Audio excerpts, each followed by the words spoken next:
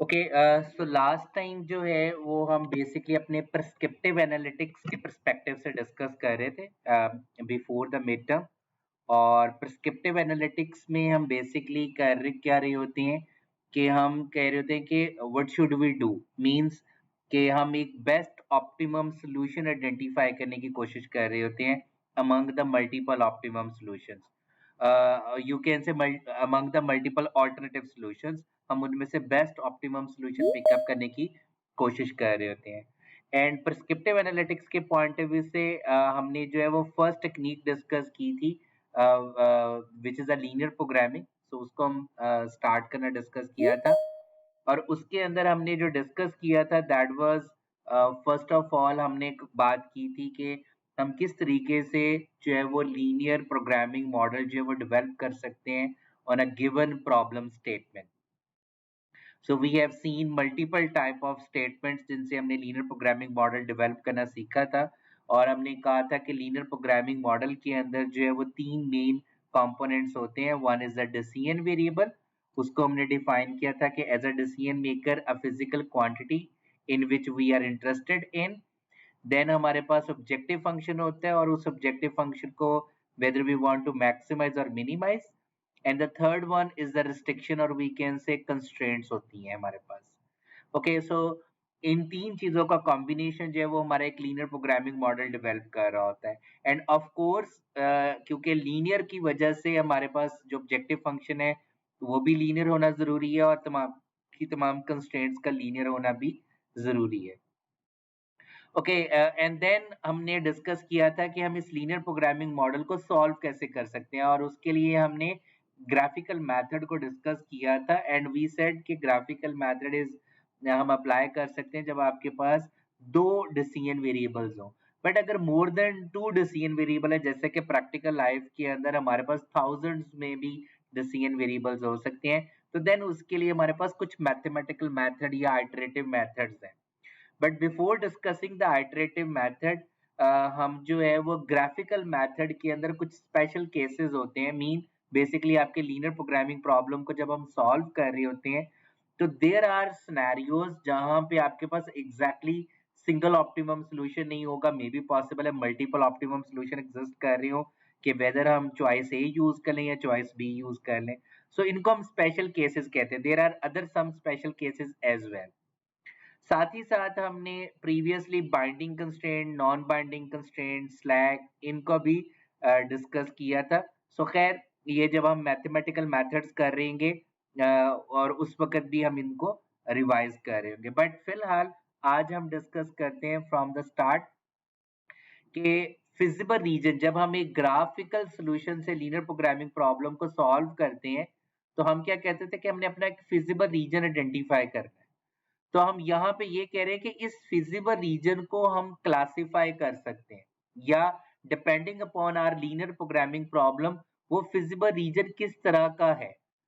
क्या वो feasible region bounded feasible region है? सो बाउंडेड फिजिबल रीजन का क्या मतलब है कि ऐसा फिजिबल रीजन जो तमाम अतराफ से कवर है, मीन वो तमाम साइडेड से क्लोज है, क्लोज एंडेड है, उसमें कोई भी साइड ओपन नहीं है। तो ऐसे रीजन को हम बाउंडेड फिजिबल रीजन कहते हैं। ओके, अब अगर हमारे पास ग्राफ के अंदर कोई भी कॉमन फिजिबल रीजन ना बन रहा हो, ओके, तो ऐसे सिचुएशन में हम उस फिजिबल रीजन को कहेंगे एम्प्टी फिजिबल रीजन। ठीक है, लाइक फॉर एग्जांपल मैं कहूं कि एक कंस्ट्रेंट कह रही है कि जी लेस देन वाला फिजिबल है, और जबकि दूसरी कंस्ट्रेंट कह रही है ग्रेटर देन वाला फिजिबल है, तो इट मीन इनमें कोई भी कॉमन फिजिबल रीजन नहीं है। तो that mean the feasible region become the empty feasible region. And the third case is the unbounded feasible region. Unbounded feasible region क्या होगा कि जब हम ग्राफ बनाएंगे आपका फिजिबल रीजन किसी एक साइड से ओपन एंडेड होगा। ठीक है, दैट मीन कि आप उस वेरिएबल मतलब फॉर एग्जांपल अगर वो x2 की तरफ अनबाउंडेड है या ओपन एंडेड फिजिबल रीजन है, तो दैट मीन क्या कि अगर मैं अपने x2 के वेरिएबल को इनफिनिट टाइम इंक्रीज करूंगा तो ऑब्वियसली मेरा ऑब्जेक्टिव फंक्शन भी इनफिनिट टाइम इंक्रीज कर रहा होगा, या मैं अगर इन्फिनिट टाइम डिक्रीज करूं तो वो इन्फिनिट टाइम डिक्रीज हो रहा होगा। सो फिजिबल रीजन तीन तरह के हो सकते हैं, bounded feasible reason, empty feasible region और अनबाउंडेड फिजिबल रीजन। अब हम आ जाते हैं बाउंडेड फिजिबल रीजन, जो कि हम मिड टर्म से पहले डिस्कस कर रहे थे, और हमने देखा था कि अगर बाउंडेड फिजिबल रीजन है तो हमने ऐसे लीनियर प्रोग्रामिंग प्रॉब्लम सॉल्व किए जिनके तमाम के तमाम प्रॉब्लम्स के जो आंसर्स थे वो यूनिक सॉल्यूशन थे, मीन एक सिंगल बेस्ट ऑप्टिमम सॉल्यूशन वो हमें प्रोवाइड करके दे रहा था। बट एक बाउंडेड फिजिबल रीजन जो है वो डीजेनरेट सॉल्यूशन भी क्रिएट कर सकता है। तो अब हम क्या कहेंगे कि डीजेनरेट सॉल्यूशन कब होता है?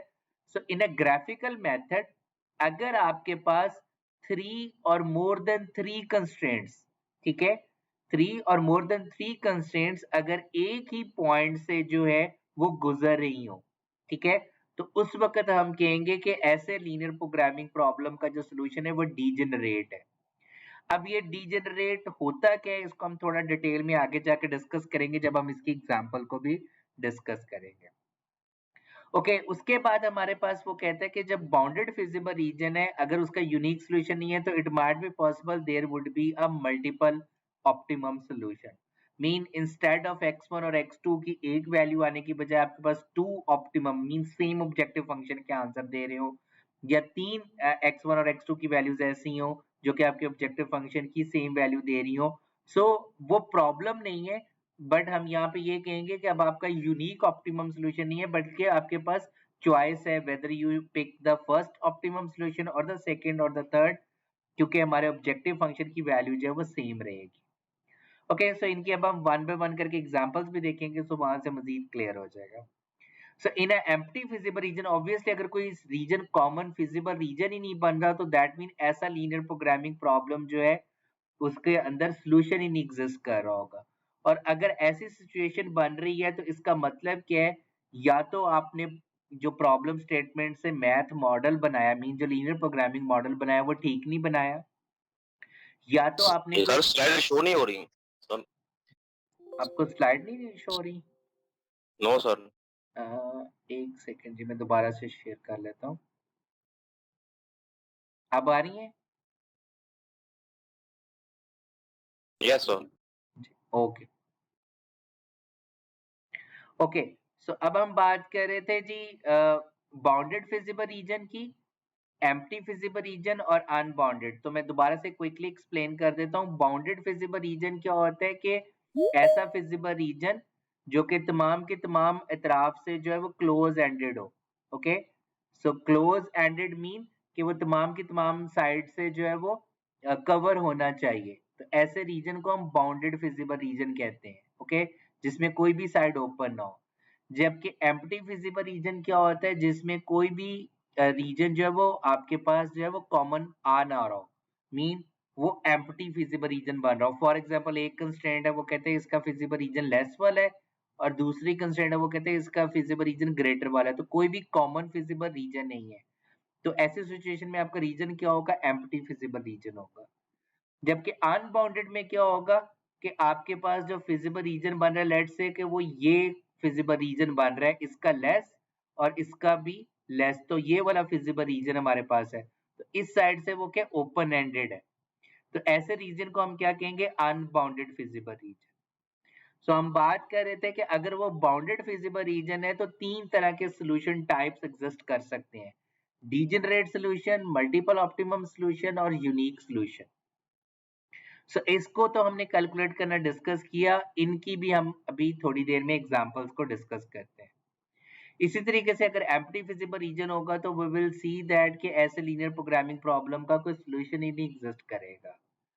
ओके, अगर आपके पास अनबाउंडेड फिजिबल रीजन होगा तो उसके अंदर चार ऑप्शंस हो सकती हैं। मे बी आपका ऐसा प्रॉब्लम जो है उसके अंदर यूनिक सॉल्यूशन भी एग्जिस्ट कर रहा हो, मे बी वो अनबाउंडेड। अनबाउंडेड का मतलब क्या है? अनबाउंडेड सॉल्यूशन का मतलब कि एक वेरिएबल को इनफिनिट टाइम इंक्रीज करने से मेरा प्रॉफिट भी इनफिनिट टाइम इंक्रीज कर रहा है, या मेरे एक वेरिएबल को इनफिनिट टाइम डिक्रीज करने से मेरा प्रॉफिट भी इनफिनिट टाइम जो है वो डिक्रीज कर रहा है।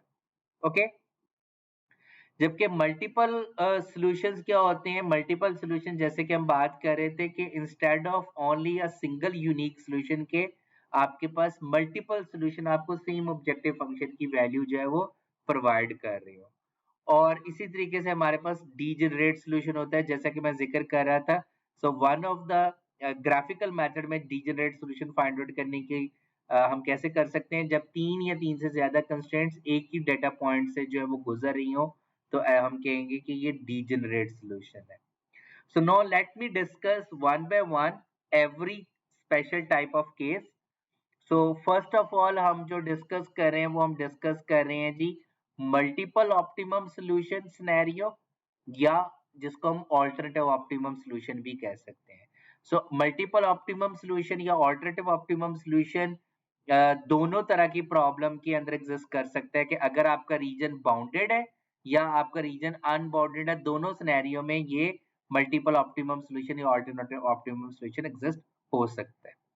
सो जैसा कि हम यहाँ पे कह रहे हैं कि more than one optimum solution mean जब भी दो या दो से ज्यादा ऑप्टिमम सॉल्यूशन जो है वो आपको सेम ऑब्जेक्टिव फंक्शन की वैल्यू प्रोवाइड कर रहे हो, तो उस सिचुएशन में हम कहते हैं कि this problem has the multiple optimum solution और the alternative optimum solution. So this is the good thing. Reason is कि अगर ऐसा प्रॉब्लम है जिसके अंदर मल्टीपल ऑप्टिमम या अल्टरनेटिव ऑप्टिमम सॉल्यूशन एग्जिस्ट कर रहा हो, तो हमारे पास बीइंग द बिजनेस एनालिस्ट, ठीक है, तो हमारे पास एक फ्लेक्सिबल डिसीजन मेकिंग आ जाती है. ठीक है, कि चाहे मैं ऑप्टिमम सॉल्यूशन पॉइंट 1 पिक कर लूं चाहे 2 पिक कर लूं, क्योंकि दोनों की सिचुएशन के अंदर मेरा प्रॉफिट तो सेम ही रहेगा. जैसे हम यहाँ पे एग्जांपल ले रहे हैं कि let's say I want to maximize my profit, z is equal to 4x1 plus 4x2. so x1 and x2 are our decision variables हैं. ठीक है जी. और अब हम कर क्या रहे हैं, हमने जो है वो इसको हमने इसको सॉल्व करना है. So let me do this again. So हमारे पास कंस्ट्रेंट्स कौन सी हैं, तीन कंस्ट्रेंट्स हैं. One is x1 plus 2x2 is less than or equal to 10, this one and this one.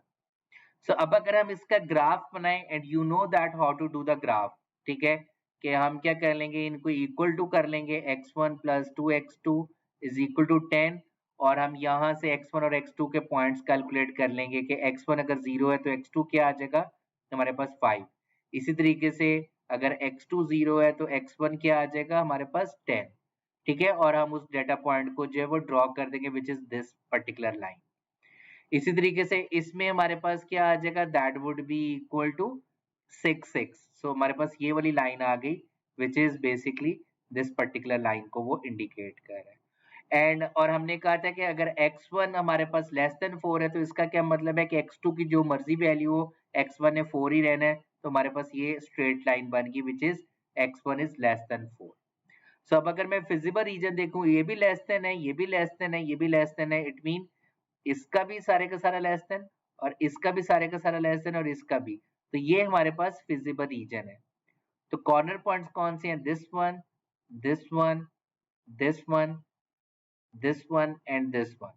तो अब हम क्या करेंगे, अब हम एवरी कॉर्नर पॉइंट को अपने ऑब्जेक्टिव फंक्शन में पुट करेंगे to calculate the value of C. जब हमने पुट करके कैलकुलेट किया सो वी फाइंड दैट कि a इज इक्वल टू, कि जब x1 इज इक्वल टू 2 है और x2 इज इक्वल टू 4, या x1 इज इक्वल टू 4 और x2 इज इक्वल टू 2 है, दोनों केसेस में मेरे पास ऑब्जेक्टिव फंक्शन का आंसर जो है वो 24 आ रहा है. So that mean this problem contain the multiple optimum solution. Reason bounded था बट जो प्रॉब्लम है वो ऑप्टिमम मल्टीपल ऑप्टिमम सॉल्यूशन उसके अंदर एग्जिस्ट कर रहा है. ठीक है जी. सो आई होप कि आप लोगों को मल्टीपल ऑप्टिमम सॉल्यूशन जो है वो क्लियर हो गया है कि मल्टीपल ऑप्टिमम सॉल्यूशन क्या होता है. अगर मल्टीपल ऑप्टिमम सॉल्यूशन में कोई क्वेश्चन है वो क्लियर है जी. या सर, ओके सर. ओके, अब हम आ जाते हैं सेकंड सिनेरियो की तरफ विच इज बेसिकली अनबाउंडेड सॉल्यूशन हमारे पास है. सो अनबाउंडेड सॉल्यूशन से क्या मुराद है कि अगर तो आपके पास ऑब्जेक्टिव फंक्शन है मैक्सिमाइजेशन केस का, तो इस केस में अगर आपके पास जो है रीजन अनबाउंडेड है तो इसका मतलब ये होगा कि आपके एक वेरिएबल के इन्फिनिट टाइम इंक्रीज करने से आपका ऑब्जेक्टिव फंक्शन भी इन्फिनिट टाइम इंक्रीज कर रहा होगा. बट अगर आपका ऑब्जेक्टिव फंक्शन मिनिमाइज है तो आपके एक वेरिएबल के इन्फिनिट टाइम डिक्रीज करने से आपका ऑब्जेक्टिव फंक्शन भी इन्फिनिट टाइम डिक्रीज कर रहा होगा. ठीक है, क्योंकि वो due to the open ended होने की वजह से. So let me discuss example. So example number 1 में हमारे पास क्या है कि ऑब्जेक्टिव फंक्शन है जी 2x1 plus x2 subject to x1 minus x2 is less than और इक्वल टू 10 और 2x1 इज लेस देन और इक्वल टू 40. सो इस सेकंड कंस्ट्रेंट को तो हम इजीली ग्राफ ड्रॉ कर सकते हैं. वो कैसे कि हम x1 किसके बराबर आ जाएगा, 2 उधर जाके डिवाइड हो जाएगा 20 आ जाएगा. इट मींस कि x2 जो मर्जी हो x1 ने 20 ही रहना है, तो इस 20 के ऊपर स्ट्रेट हमारे पास वर्टिकल लाइन बन जाएगी. और क्योंकि ये लेस देन है तो इस लाइन का ये वाला सारे का सारा फिजिबल रीजन हमारा कहलाएगा. अब हम आ जाते हैं towards the first constraint. So first constraint क्या है, x1 minus x2 is less than और इक्वल टू 10 है. अब आपके पास क्या है कि अगर मैं x1 को 0 करता हूं तो मेरे पास x2 क्या आ जाएगा, that would be equal to minus 10 due to this minus होने की वजह से.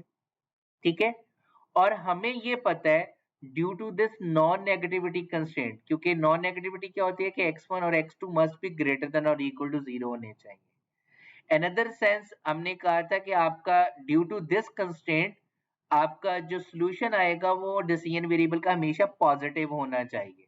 सो दैट मीन मैंने ऐसे x1 और x2 की वैल्यू फाइंड आउट करनी है जिसमें x1 की वैल्यू भी पॉजिटिव हो, x2 की वैल्यू भी पॉजिटिव हो. सो विच मीन अगर मैं यहाँ पे x1 को 1 रखूंगा तो x2 फिर नेगेटिव होगा, x1 को अगर मैं 2 रखूंगा तो x2 फिर नेगेटिव होगा. तो इट मीन मुझे क्या करना पड़ेगा, एटलीस्ट मुझे x1 को अगर मैं 10 रखूं तो मेरे पास x2 का आंसर 0 आएगा. ऐसा ही है, एटलीस्ट अगर मैं x1 की वैल्यू को 10 रखूं तो मेरे पास x2 की वैल्यू क्या आएगी, 0. Okay, because the question is x1 minus x2 is equal to 10 हम अज्यूम कर रहे हैं, राइट. सो यहाँ पे अगर 10 होगा, राइट, तो और उधर जाके आपके पास क्या आएगा, x2 would be equal to 0 हमारे पास हो जाएगा. इसी तरीके से अगर मैं x1 को रखता हूं 11 तो बेसिकली अब ये वाला जो पॉइंट बना है वो x1 10 और x2 0, सो वो हमारे पास ये वाला पॉइंट है. ठीक है, अब मैं अगर x1 को 11 रखूं तो x2 मेरे पास क्या आएगा, 1. अगर मैं x1 को रखूं 12 तो मेरे पास x2 क्या आ जाएगा, 2, अप टू सो ऑन. अगर मैं x1 को रखता हूं 20 तो मेरे पास x2 क्या आ जाएगा, 10 and so on. Okay, so which mean मेरे पास ये डॉट्स मिलते मिलते, क्योंकि x1 यहाँ पे 1 है तो x2 क्या है हमारे, सॉरी x1 11 है तो x2 मेरे पास क्या है, 1. x1 अगर 12 है, ठीक है, तो x2 क्या है, 2. इसी तरीके से अगर x1 हमारे पास 20 है तो x2 क्या है, कितना है, 10. तो मेरे पास ये स्ट्रेट एक लाइन बन जाएगी. ठीक है, so this one a bit tricky one कि जहां पे नेगेटिव आ जाएगा तो उसको हमने कैसे ड्रॉ करना है. सो ये याद रखिएगा, द मेन आइडिया इज कि आपने x1 और x2 की ऐसी वैल्यूज लेनी है कि जो कि पॉजिटिव हो. ओके, अब अगर हम देखें क्योंकि ये वाली कंस्ट्रेंट भी लेस देन और इक्वल टू है, ये वाली कंस्ट्रेंट भी लेस देन और इक्वल टू है, तो इट मीन इसका ये वाला फिजिबल रीजन बन रहा है और इसका ये वाला फिजिबल, तो ये मेरे पास एक फिजिबल रीजन बन के आ रहा है. अब अगर हम देखें तो ये इस साइड से x2 वाली साइड से ओपन एंडेड है, जिसको हम कहते हैं अनबाउंडेड है. दैट मीन कि x2 को अगर मैं इन्फिनिट टाइम भी इंक्रीज कर दूं तो मेरा, क्योंकि मैक्सिमाइज करना है तो मेरा प्रॉफिट भी इन्फिनिट टाइम इंक्रीज होगा. ओके, सो अब हम क्या कह सकते हैं कि मेरा इस प्रॉब्लम के अंदर कोई सोल्यूशन एग्जिस्ट कर रहा है. अब अगर कॉर्नर पॉइंट्स देखे जाएं तो एक कॉर्नर पॉइंट ये बन रहा है, एक कॉर्नर पॉइंट ये और एक कॉर्नर पॉइंट ये, और ये ओपन एंडेड है. ऑब्जेक्टिव फंक्शन क्या है, मैक्सिमाइज. सो जैसे जैसे मैं x2 की वैल्यू जितनी हायर पुट कर सकता हूं, क्योंकि ये अनबाउंडेड है फ्रॉम दिस साइड, तो मेरा ऑब्वियसली ऑब्जेक्टिव फंक्शन भी इन्फिनिट टाइम इंक्रीज करता रहेगा, क्योंकि मेरा ऑब्जेक्टिव ये है कि मुझे इसको मैक्सिमाइज करना है. So that mean due to the unbounded होने की वजह से फ्रॉम द वन साइड आपका इस प्रॉब्लम का सॉल्यूशन एग्जिस्ट नहीं करता. So we can not find the solution of this particular problem because the objective function was maximized and our feasible region was open-ended from the one side of the axis which is x2 axis. ठीक है, क्योंकि हम इसलिए objective function की value नहीं find out कर पा रहे क्योंकि अगर x2 जितना मर्जी इंक्रीज करता रहेगा ऑब्वियसली आपका ऑब्जेक्टिव फंक्शन भी उतना ही इंक्रीज करता रहेगा. ओके, अब अब क्वेश्चन ये आ जाता है कि ओके अगर ये वाली मेरे पास प्रैक्टिकल सिनेरियो बन रही है तो इसका मतलब क्या है? इसका मतलब बेसिकली ये है कि जब आपने लीनियर प्रोग्रामिंग मॉडल डेवलप की है, या तो आपने मॉडल डेवलप करने के अंदर कुछ इंफॉर्मेशन गलत जो है वो पुट कर दी है, या कुछ इंफॉर्मेशन मिस कर दी है, या आपने अपनी प्रॉब्लम स्टेटमेंट क्लियरली डिफाइन नहीं की, ठीक है? So there is something missing, that's why आपका जो सॉल्यूशन आ रहा है वो अनबाउंडेड आ रहा है। ओके, सिमिलरली मैं एक और एग्जांपल लेता हूं which is a minimization case. Instead of maximization, now we are talking about the minimization. अब मुझे मिनिमाइज करना है, सो व्हिच मीन कि अगर मैं x1 और x2 का इनफिनिट टाइम डिक्रीज करूं तो क्या मेरा ऑब्जेक्टिव फंक्शन भी इनफिनिट टाइम डिक्रीज होगा under the restriction of this constraint? So again, as you know that how to draw the graph of these three constraints, और आपके पास फिजिबल रीजन कौन सा है? ग्रेटर देन और इक्वल टू, ग्रेटर देन और equal to, greater than और equal to. सो जब मैंने इसका ग्राफ बनाया, दैट इज कुछ इस तरह का हमारे पास ग्राफ बन के आया। सो ये वाली जो कंस्ट्रेंट है आपके पास, this one, this is basically the first constraint, ठीक है जी। इसी तरीके से मेरे पास आ रही है जो सेकंड आपके पास कंस्ट्रेंट आ रही है, वो आ रही है just a second. So मेरे पास जो सेकंड कंस्ट्रेंट आ रही है, that is basically 3x1 plus x2 is greater than or equal to 40. So वो मेरे पास ये वाली कंस्ट्रेंट बन रही है, दिस वन, ओके। और इसका भी ग्रेटर देन वाला फिजिबल है। और लास्ट है 2x1 plus 5x2 is greater than or equal to 44. So ये दैट इज ग्रेटर देन, सो ये भी आपके पास है। सो कॉमन फिजिबल रीजन कौन सा है? That is basically this one. So this is a feasible region. So ये सारे का सारा ओपन एंडेड है, ठीक है, x1 और x2 के।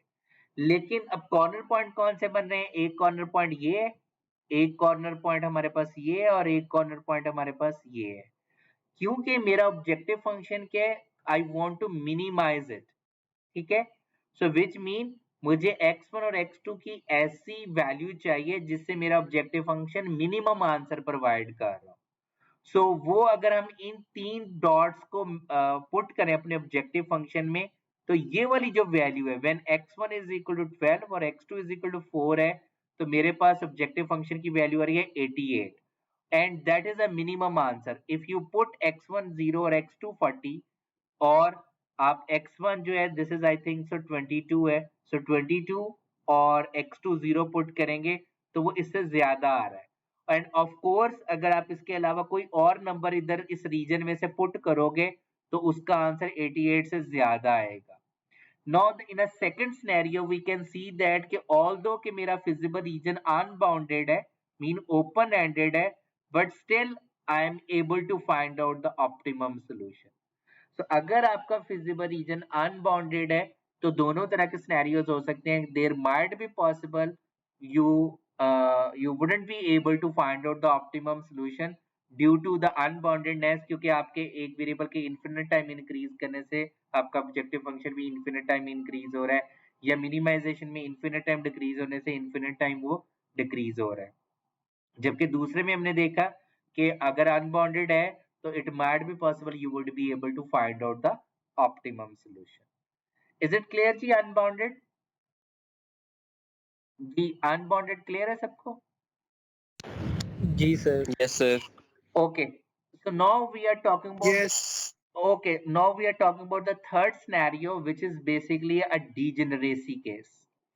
Okay, इस degeneracy case जैसे कि मैंने आपको पहले बताया कि जब भी दो से ज्यादा constraints, ठीक है, 3 और more than 3 constraints जो हैं वो आपके एक ही पॉइंट से जो है वो पास कर रही है, ओके, तो उस वक्त जो आपका ऑप्टिमम सॉल्यूशन होगा, ऐसे सॉल्यूशन को हम डीजेनरेट सॉल्यूशन कहते हैं, ओके।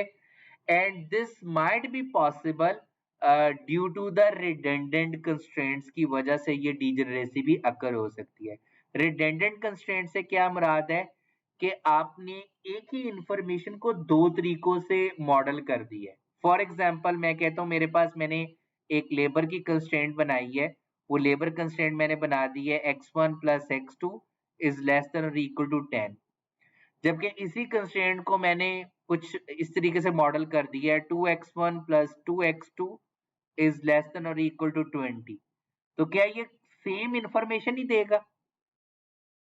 ठीक है, सेम इंफॉर्मेशन कैसे देगा कि यहां से मैं 2 अगर कॉमन निकालूं तो मेरे पास क्या आ जाएगा x1 x2, ठीक है, इज लेस देन और इक्वल टू 10, और जाहिर बात है ये 2 कैंसिल हो जाएगा क्योंकि 2 जो है वो उधर जाके 20 से जब डिवाइड होगा तो वापस आंसर क्या आ जाएगा 10। So this constraint and this constraint are equal.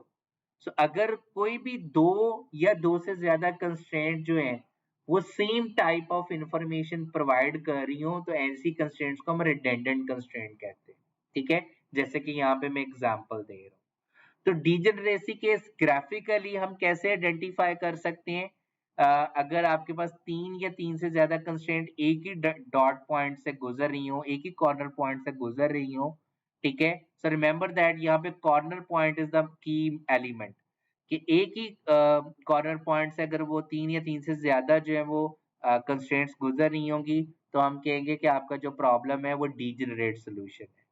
Okay, अब डीजेनरेसी जो है वो ग्राफिकल सॉल्यूशन के अंदर तो प्रॉब्लम क्रिएट नहीं करती, बट अगर हम अपने प्रॉब्लम लीनियर प्रोग्रामिंग प्रॉब्लम को किसी मैथमेटिकल मेथड से सॉल्व कर रही हो और आपका जो प्रॉब्लम है वो एक्चुअल में डीजेनरेसी सिनेरियो क्रिएट कर रहा हो, तो आपके मैथ मॉडल क्या करेगा, वो ऑप्टिमम सॉल्यूशन तक नहीं पहुंचेगा बल्कि वो आपके उस डीजेनरेट पॉइंट के ऊपर ही घूमता रहेगा। ये प्रॉब्लम है डीजेनरेसी का, तो फिर उसको एक स्पेशल तरीके से हमें फिर डील करना पड़ता है। ठीक है, otherwise degeneracy is not an issue, क्योंकि आपने बेसिकली एक ही इंफॉर्मेशन को 2 तरीकों से या 3 तरीकों से मॉडल कर दिया हुआ है, इस वजह से वो प्रॉब्लम आपके पास क्रिएट कर रहा होता है। सो बहरहाल इस प्रॉब्लम के अकॉर्डिंगली अगर हम देखें तो मेरे पास कॉर्नर पॉइंट्स कौन से बने, this one this one this one as well as this one. So हम अपने ऑब्जेक्टिव फंक्शन में पुट करेंगे, सो वो डॉट पॉइंट्स जिनके अगेंस्ट हमारा ऑब्जेक्टिव फंक्शन सबसे मैक्सिमम होगा वो मेरा ऑप्टिमम सॉल्यूशन होगा। So as we can see that कि when x1 is equal to 2, x2 is equal to 3, ठीक है, तो मेरा जो ऑब्जेक्टिव फंक्शन का आंसर आ रहा है वो 26 है। So still I would be able to find out the optimum solution. ठीक है जी। Okay, now we are talking about the last scenario of the feasible region, which is called as a non-existing or infeasible solution. So non-existing और infeasible solution क्या है कि ऐसा linear programming problem जिसका कोई भी common feasible region ना हो, such as we want to maximize the objective function, one of the constraint is less than or equal to 2, another is a greater than or equal to 12. So less than or equal to 2 वाला ये है तो वो कहते हैं ये वाला feasible region है, जबकि सेकंड कंस्ट्रेंट क्या ग्रेटर देन और इक्वल टू 12, वो कहते हैं ये वाला फिजिबल रीजन है। It mean there is no common feasible region. So ऐसे सिनेरियो को हम कहते हैं इनफिजिबल सॉल्यूशन। ठीक है, सो इस सिनेरियो का मतलब क्या है, अगेन लाइक अनबाउंडेड के पॉइंट ऑफ व्यू से अगर हम देखें तो आपने या तो कोई इंफॉर्मेशन मिस कर दी है while you are modelling it, या आपने कुछ इंफॉर्मेशन मिस कर दी है जब आप स्टेटमेंट अपनी लिख रहे थे।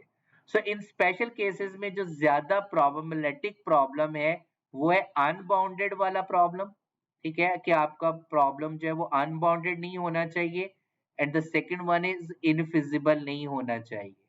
ठीक है, ये ज्यादा दो डेंजरस सिनेरियोज हैं, हमने इनसे बचना है। और ये दोनों से बचने का तरीकाकार क्या है कि आपने जब मॉडल बनाना है वो मेक श्योर करना है कि आप सारी की सारी इंफॉर्मेशन को कैटर कर रहे हो और वो क्लियरली कैटर कर रहे हो।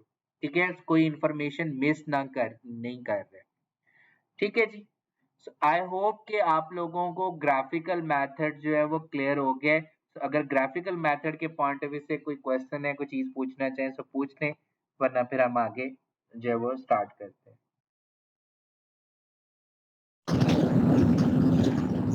सर डीजेनरेसी को आप बता दें कि वो डीजेनरेसी के जो ड्रॉबैक्स हैं। जी क्या कह रहे हैं? सर मैं डीजेनरेसी के ड्रॉबैक्स के बारे में आप बता रहे थे, थोड़ा सा और रिपीट कर दें। जी, डीजेनरेसी के पॉइंट ऑफ व्यू से मैं बात कर रहा था कि जब भी आपके पास 3 या 3 से ज्यादा कंस्ट्रेंट्स जो हैं वो एक कॉर्नर पॉइंट, एक ही कॉमन कॉर्नर पॉइंट से जो है वो गुजर रही हो, तो ऐसे प्रॉब्लम को हम कहते हैं डीजेनरेट सोल्यूशन जो है वो एग्जिस्ट कर रहा है, ठीक है जी। सो ऐसा प्रॉब्लम हमारा डीजेनरेट सोल्यूशन कहलाएगा। और दूसरा मैंने आपको बात की कि ये डीजेनरेसी इस वजह से भी हो सकती है कि जब आपने अपना लीनियर प्रोग्रामिंग मॉडल डेवलप किया, उसमें आपने एक ही इंफॉर्मेशन एक ही कंस्ट्रेंट को दो तरह से लिख दिया। जैसे मैंने आपको एग्जांपल दी थी रिगार्डिंग ओवर हेयर कि सपोज वो एक कंस्ट्रेंट है x1 plus x2 is less than और इक्वल टू 10, और आपने इसी कंस्ट्रेंट को कुछ इस तरीके से मॉडल कर दिया 2x1 plus 2x2 is less than और इक्वल टू 20। एक ही लीनियर प्रोग्रामिंग मॉडल के अंदर आपने ये दोनों कंस्ट्रेंट्स रखी हुई हैं। सो एक्चुअली ये दोनों कंस्ट्रेंट बेसिकली एक ही चीज को इंडिकेट कर रही है। रीजन इज कि अगर मैं यहाँ से 2 कॉमन लूं तो मेरे पास क्या आ जाएगा x1 प्लस x2, और यहाँ पे है जी 20 और ये 2 इधर आकर डिवाइड हो जाएगा तो ये क्या आ जाएगा 10, ठीक है। सो सेम कंस्ट्रेंट बन गई। सो ऐसी कंस्ट्रेंट्स को हम कहते हैं रिडंडेंट कंस्ट्रेंट्स, ठीक है, जिसकी वजह से वो डीजेनरेसी सॉल्यूशन क्रिएट हो रहा होता है। सो जैसा कि मैंने आपको पहले बताया कि डीजेनरेसी और मल्टीपल ऑप्टिमम सॉल्यूशन ग्राफिकली इतना प्रॉब्लम क्रिएट नहीं करते। ज्यादा प्रॉब्लमेटिक जो है या मैनेजरियल एंगल में जो प्रॉब्लम हमें तंग कर सकती है वो है अनबाउंडेड और इनफिजिबल। सो अनबाउंडेड और इनफिजिबल के पॉइंट ऑफ व्यू से हम बात कर रहे थे कि अगर ये सिनेरियो अकर हो रहा है तो इसका मतलब ये है कि या तो आपने अपना मैथ मॉडल ठीक नहीं बनाया, आप कुछ इंफॉर्मेशन मिस कर गए हो, ठीक है, या आपने जो रियल टाइम डाटा कलेक्ट किया है जो प्रॉब्लम स्टेटमेंट फ्रेम की है वो एक्यूरेट फ्रेम नहीं की, उसमें आपने कुछ इंफॉर्मेशन मिस कर दी है, ठीक है। सो आपको उसको केयरफुली अब ऑब्जर्व करना है ताकि आप अपने मॉडल को ठीक कर सको, और ऑब्वियसली फिर उसकी बेसिस के ऊपर आपका सॉल्यूशन भी ठीक आ जाएगा। Is it clear? जी क्लियर हो गया? Yes sir. ओके जी सर। ओके, अब हम डिस्कस करने लगे हैं बेसिकली मैथमेटिकल मेथड, उसको हम आइटरेटिव मेथड भी कहते हैं। ओके, मैथमेटिकल मेथड या आइटरेटिव, स्पेशली आइटरेटिव मेथड का क्या मतलब है कि हम किसी भी प्रॉब्लम को जब सॉल्व कर रहे होंगे तो उससे हमें डायरेक्ट सॉल्यूशन नहीं हमें निकल रहा होगा, बल्कि आइटरेटिवली हम ऑप्टिमम सॉल्यूशन के ऊपर पहुंचेंगे। हम फर्स्ट आइटरेशन करेंगे फिर सेकंड आइटरेशन। सो आप इसको आइटरेटिव सॉल्यूशंस मेथड्स को ये भी कह सकते हो कि स्टेप वाइज हम ऑप्टिमम सॉल्यूशन की तरफ जाएंगे। सो हमारे पास there are multiple type of iterative method, but हम इस कोर्स के अंदर जो डिस्कस करेंगे वो सिंप्लेक्स मेथड को जो है वो मेनली डिस्कस करेंगे। We will also discuss big game method, ठीक है। सो इसके अलावा टू फेज सिंप्लेक्स मेथड है, we have interior point method एक होता है आपके पास, ठीक है। There are revise simplex method एक मेथड है, ठीक है। There are many other methods as well, but इस कोर्स के अंदर हम इन दो मेथड को डिस्कस करेंगे। But the major focus is जो कि हमारे एज अ बिजनेस एनालिटिक्स हमारा मेन फोकस रहेगा, that is on a software. तो हम इसको क्या करेंगे, हम इसको एक्सेल के अंदर जो है इसको सॉल्व भी करेंगे और उसको देखेंगे कि मैनेजेरियल एंगल के अंदर मैं अपने आंसर से क्या इंटरप्रिटेशन हासिल कर सकता हूँ, एज वेल एज हम इसको आर के अंदर भी सॉल्व करने की कोशिश करेंगे। But the reason I am doing this method, मैं यानी कि इस मेथड को आपको पढ़ाने का मेन मकसद मेरा ये है ताकि आपको एटलीस्ट ये पता हो कि जब कोई सॉफ्टवेयर कोई मेथड अप्लाई कर रहा होगा तो आपको उसकी लॉजिक जरूर पता होनी चाहिए कि ओके ये मेथड वर्क कैसे कर रहा है।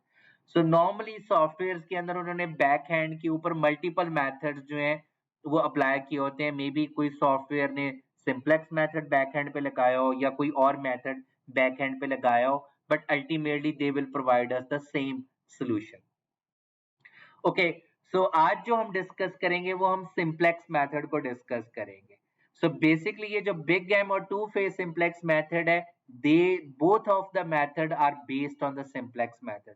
सो बेसिकली जिस तरीके से सिंप्लेक्स मेथड वर्क कर रहा होता है उसी तरीके से ये काम कर रहे होते हैं, बट इनमें डिफरेंस ये है कि सिंप्लेक्स मेथड हम सिर्फ उस वक्त अप्लाई कर सकते हैं जब आपके लीनियर प्रोग्रामिंग मॉडल की तमाम जो कंस्ट्रेंट्स हैं वो ओनली लेस देन और इक्वल टू फॉर्म में हो। अगर आपकी कोई एक कंस्ट्रेंट भी ग्रेटर देन और इक्वल टू फॉर्म में आ जाए या इक्वल टू फॉर्म में आ जाएगी तो उस सिचुएशन में हम ये सिंप्लेक्स मेथड अप्लाई नहीं कर सकेंगे। उस सिचुएशन में हमें या तो बिग गैप मेथड अप्लाई करने पड़ेगा या to phase simplex method apply करना पड़ेगा, अगर हम इन तीन मेथड के पॉइंट ऑफ व्यू से बात करते हैं।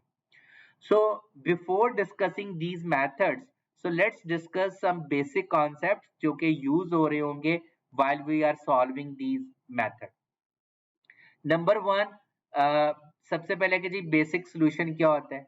जब भी हम किसी भी लीनियर प्रोग्रामिंग प्रॉब्लम को सॉल्व कर रहे होते हैं, वो यहाँ पे कह रहा है कि ई solution to any system of equation, कि आपके पास लाइक कोई जब कंस्ट्रेंट्स होती हैं, ओके, लाइक फॉर एग्जांपल अगर मेरे पास ऑब्जेक्टिव फंक्शन है maximising 2x1 plus 3x2 subject to 2x1 plus x2 is less than or equal to let's say 5 है, और एक है मेरे पास x1 is less than or equal to 2 है। अब इनको हम क्या कहते हैं, सिस्टम ऑफ इक्वेशंस। अब वो कहते हैं कि कोई भी सॉल्यूशन जो इन सिस्टम ऑफ इक्वेशन में किसी एक इक्वेशन को भी अगर सेटिस्फाई कर रहा है, तो ऐसे सॉल्यूशन को हम बेसिक सॉल्यूशन का नाम देंगे। वो सॉल्यूशन की वैल्यू जो है वो लाजमी नहीं है कि वो दोनों इक्वेशंस को सेटिस्फाई कर रहे हो, ठीक है। अगर किसी एक इक्वेशन को भी वो सेटिस्फाई कर रहा है, तो ऐसे सॉल्यूशन को हम बेसिक सॉल्यूशन का नाम देंगे। बट ऐसे तमाम के तमाम सॉल्यूशन पॉइंट्स जो कि इन दोनों सेट ऑफ कंस्ट्रेंट्स को सेटिस्फाई कर रहे हो, उनको हम कहते हैं बेसिक फिजिबल सॉल्यूशन, ठीक है। वो तमाम के तमाम सॉल्यूशंस जो आपके इन सेट ऑफ कंस्ट्रेंट्स को सेटिस्फाई कर रहे होंगे, उनको हम कह रहे होते हैं basic feasible solution. So basically जब हम ग्राफिकल मेथड फाइंड आउट कर रहे होते थे, सो वो जो फिजिबल रीजन आपके पास आता था, वो डॉट्स जो आते थे फिजिबल रीजन के अंदर, वो सारे के सारे क्या होते थे, बेसिक फिजिबल सॉल्यूशंस होते थे, ठीक है, क्योंकि वो तमाम की तमाम सेट ऑफ कंस्ट्रेंट्स को सेटिस्फाई कर रहे होते थे, ओके। बट हमने among those basic feasible solution best optimum solution find out करना होता था। तो वो हमें ये मैथमेटिकली प्रूवन है कि आपका जो ऑप्टिमम सॉल्यूशन होता है वो हमेशा आपके फिजिबल रीजन के कॉर्नर पॉइंट्स में से होता है। So which mean among the feasible solutions we are picking the best optimum solution, okay. अब सिंप्लेक्स मेथड बेसिकली करेगा क्या, वो किसी ना किसी एक बेसिक फिजिबल सॉल्यूशन से आपके प्रॉब्लम को सॉल्व करना स्टार्ट करेगा, और वो एवरी फिजिबल सॉल्यूशन जब आप फाइंड आउट करोगे एवरी स्टेप के अंदर, तो वो उस सॉल्यूशन को जो है वो एवेल्युएट करेगा कि क्या वो सॉल्यूशन जो है वो ऑप्टिमम सॉल्यूशन है या वो सिंपल बेसिक फिजिबल सॉल्यूशन है, ओके। सो उसके लिए एक कंडीशन होती है, वो कंडीशन हम आगे जाकर डिस्कस करेंगे कि किस बेसिस पे हम कहेंगे कि कोई भी पर्टिकुलर जो बेसिक फिजिबल सॉल्यूशन है वो मेरा ऑप्टिमम सॉल्यूशन है या नहीं है, ठीक है। सो फिलहाल हमें जो याद करने की चीज है या रिमेंबर करने की चीज है वो ये है कि वो तमाम के तमाम डेटा पॉइंट्स जो कि मेरे मॉडल की तमाम कंस्ट्रेंट्स को सेटिस्फाई कर रहे होंगे, उनको हम बेसिक फिजिबल सॉल्यूशन का नाम देते हैं, ओके। अब while we are solving the simplex method और बिग गैप मेथड और टू फेज सिंप्लेक्स मेथड, हमें इन कॉन्सेप्ट से जो है वो गुजरना पड़ेगा। सो फिलहाल हम जस्ट अंडरस्टैंड कर लेते हैं कि हमारे पास जो फर्स्ट कॉन्सेप्ट है विच is a non basic variable. So among the multiple variables, हम इन वेरिएबल्स को अब दो कैटेगरीज में डिवाइड करेंगे, ओके। कुछ वेरिएबल्स जो है वो हमारे नॉन बेसिक होंगे, कुछ वेरिएबल्स हमारे बेसिक होंगे, ठीक है। अमंग ऑल द वेरिएबल्स, वो वेरिएबल्स जिनकी वैल्यू एग्जैक्टली 0 होगी, उनको हम नॉन बेसिक वेरिएबल्स का नाम देंगे, और वो वेरिएबल जिनकी वैल्यू अदर देन 0 होगी, उनको हम बेसिक वेरिएबल का नाम दे रहे होंगे, ठीक है। ओके, देन हमारे पास अब एक कॉन्सेप्ट आएगा स्लैक और सरप्लस का। स्लैक हमारे पास हमेशा उस वक्त कॉन्सेप्ट आएगा जब आपके पास कंस्ट्रेंट लेस देन और इक्वल टू फॉर्म के अंदर है, जबकि सरप्लस का कॉन्सेप्ट हमेशा उस वक्त आएगा जब आपके पास कंस्ट्रेंट ग्रेटर देन और इक्वल टू फॉर्म में है। स्लैक किसको रिप्रेजेंट कर रहा होता है, स्लैक रिप्रेजेंट कर रहा होता है क्योंकि आपका जो राइट हैंड साइड होता है वो आपके रिसोर्स को रिप्रेजेंट कर रहा होता है, such as labour are, such as कि कितना बजट मेरे पास अवेलेबल है, ठीक है। तो जो स्लैक है वो मेरे क्योंकि रिसोर्सेज को रिप्रेजेंट कर रहा है, सॉरी राइट हैंड साइड जो है वो मेरे रिसोर्सेज को रिप्रेजेंट कर रहा है। तो अगर आपके पास स्लैक की वैल्यू 0 आती है तो इसका मतलब क्या होगा कि हमने वो सारे के सारे रिसोर्सेज इस्तेमाल कर लिए। बट अगर आपके पास स्लैक की वैल्यू अदर देन 0 आती है, मसलन लेट से वो 5 आ जाती है, 6 आ जाती है, तो वो क्वांटिटी किसको रिप्रेजेंट कर रही होगी कि हमने आउट ऑफ दोज रिसोर्सेज, वो जो स्लैक की वैल्यू लेट से 3 आई है, तो इतने रिसोर्सेज हमने इस्तेमाल नहीं किए, अभी ये मेरे पास अनयूज्ड पड़े हुए। सो बहरहाल जब हम इसको मैथ में सॉल्व करेंगे तो वहां से मजीद हमें क्लैरिटी भी मिलेगी। बहरहाल सरप्लस वेरिएबल हमारे पास क्या होता है, सरप्लस वेरिएबल इंडिकेट कर रहा होता है एक्सेस ऑफ यूजेज को, कि हमारे पास जो है वो, क्योंकि हम कह रहे हैं कि मिनिमम आपने 10 यूज करने, क्योंकि है ग्रेटर देन और इक्वल टू 10। सो लेट से आपके पास सरप्लस वेरिएबल का आंसर जो है वो आ जाता है 2। इट मीन 10 मिनिमम यूज करने थे, आपने एक्स्ट्रा 2 और यूज कर लिए, विच मीन टोटल आपने 12 यूज कर लिए। सो ये याद रखिएगा, सरप्लस वेरिएबल का कॉन्सेप्ट आएगा when we have a greater than और इक्वल टू कंस्ट्रेंट, जबकि स्लैक वेरिएबल का कॉन्सेप्ट आएगा when we have a less than और इक्वल टू कंस्ट्रेंट।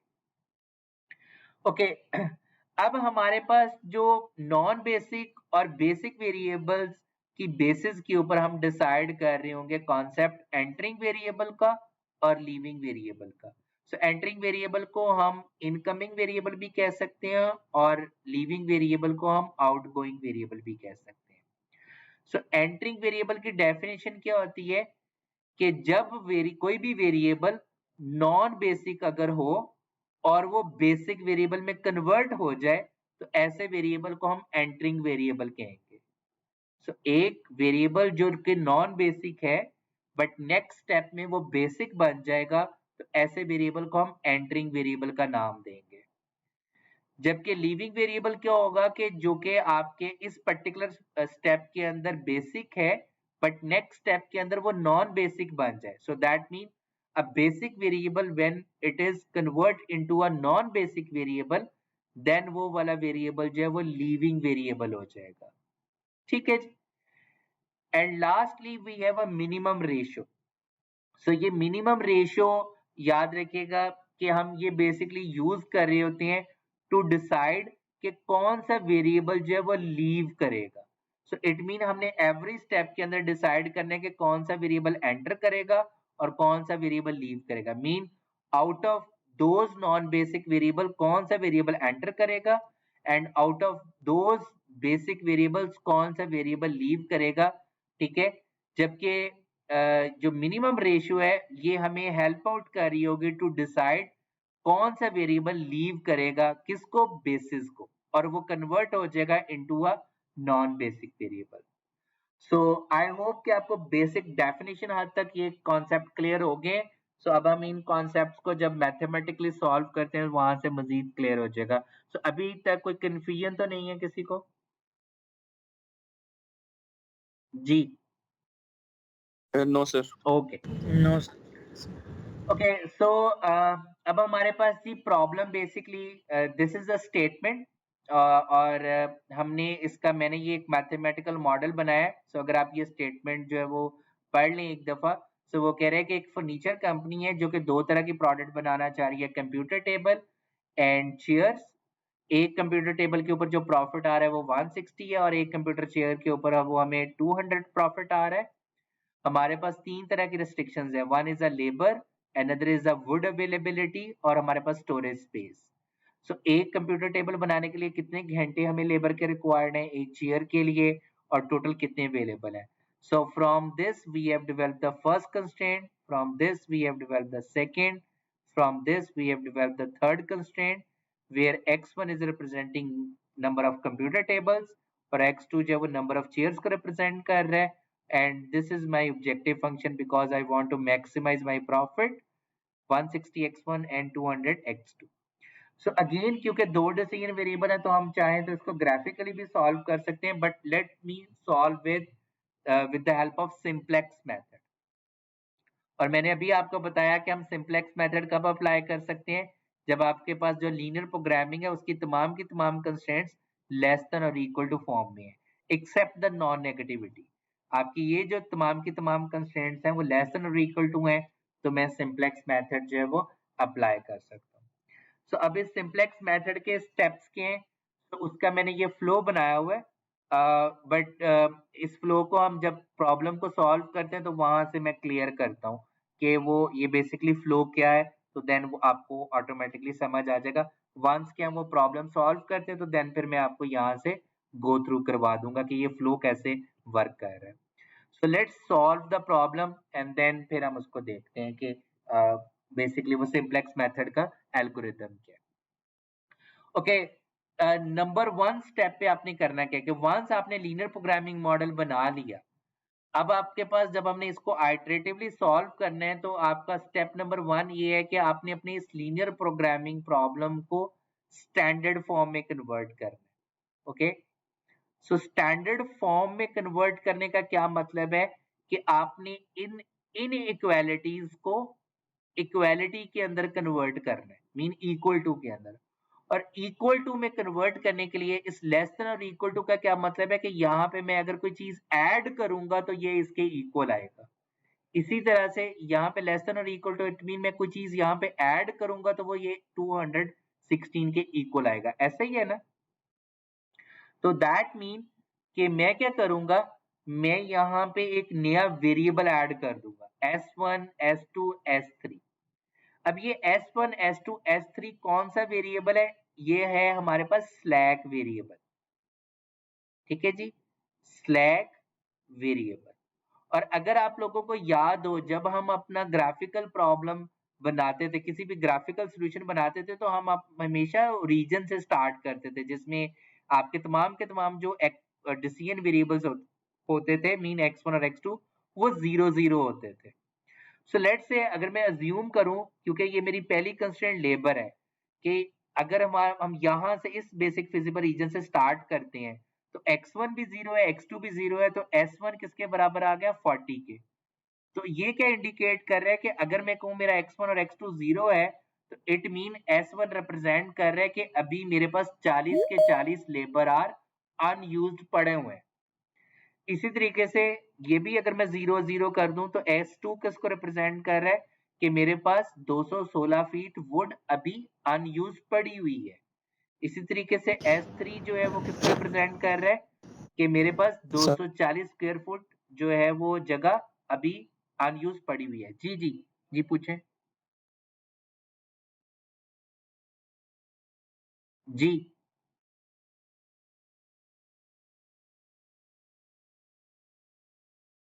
जी, कोई क्वेश्चन है? Okay, so basically I hope कि आपको क्लियर हो गया कि किस तरीके से हम लेस देन और इक्वल टू इक्वालिटी में कन्वर्ट करें by adding the slack variable. और वो स्लैक वेरिएबल किसको रिप्रेजेंट कर रहा होता है, अनयूज्ड रिसोर्सेज को। ठीक है जी, अनयूज्ड रिसोर्स को रिप्रेजेंट कर रहा होता है, mean unused right hand side. जैसे यहाँ पे अनयूज्ड रिसोर्स क्या, लेबर, वुड, स्टोरेज स्पेस।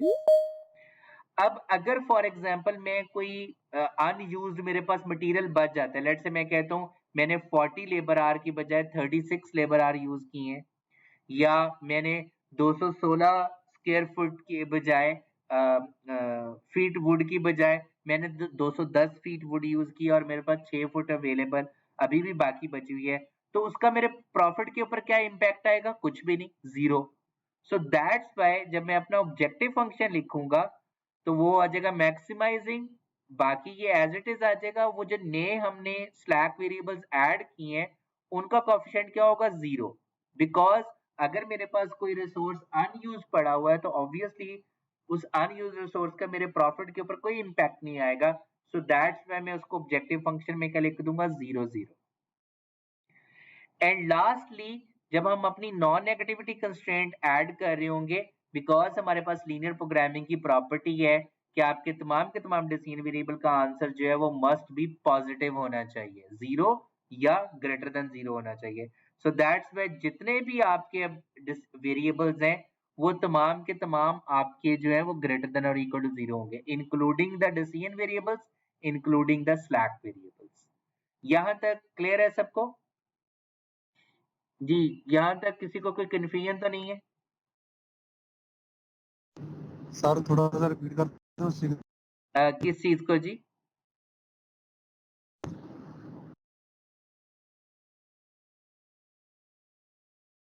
जी किस चीज को रिपीट करवाना चाह रहे हैं? स्टैंडर्ड फॉर्म को? ओके मैं दोबारा से जी बता देता हूँ।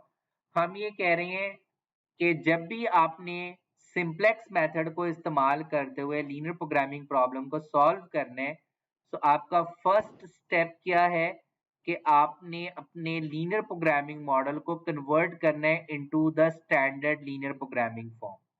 So standard linear programming form के अंदर कन्वर्ट करने के लिए हम क्या कर रहे होते हैं, हम अपनी लेस देन इनइक्वालिटी को इक्वल टू में कन्वर्ट करेंगे।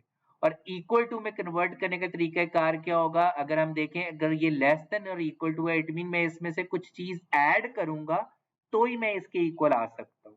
ठीक है, अगर मैं कोई चीज ऐड करूंगा तो ही इसके इक्वल आ सकता हूँ, राइट। और obviously we will see that in future कि अगर ये ग्रेटर देन होगी तो मैं कोई चीज माइनस करूंगा तो ही मैं उसके इक्वल आ सकूंगा। बट क्योंकि यहाँ पे लेस देन और इक्वल टू है तो इस मीन मैं कोई चीज ऐड करूंगा तो मैं इसके इक्वल आ सकता हूँ। तो इसलिए हमने एक नया वेरिएबल जो है वो इन एवरी कंस्ट्रेंट ऐड कर दिया। सो S1, S2, S3, S1 mean वो फर्स्ट कंस्ट्रेंट को रिप्रेजेंट कर रहा है, S2 मीन वो सेकंड कंस्ट्रेंट को और थर्ड कंस्ट्रेंट को रिप्रेजेंट कर रहा है। सो S है क्या? S है स्लैक वेरिएबल। स्लैक वेरिएबल किसको रिप्रेजेंट कर रहा होता है? Unused of the right hand side, जबकि राइट हैंड साइड आपके पास किस चीज को रिप्रेजेंट कर रही होती है? रिसोर्सेज की अवेलेबिलिटी को। सो विच मीन आपका स्लैक वेरिएबल किसको रिप्रेजेंट कर रहा होता है? अनयूज्ड रिसोर्सेज को रिप्रेजेंट कर रहा होता है।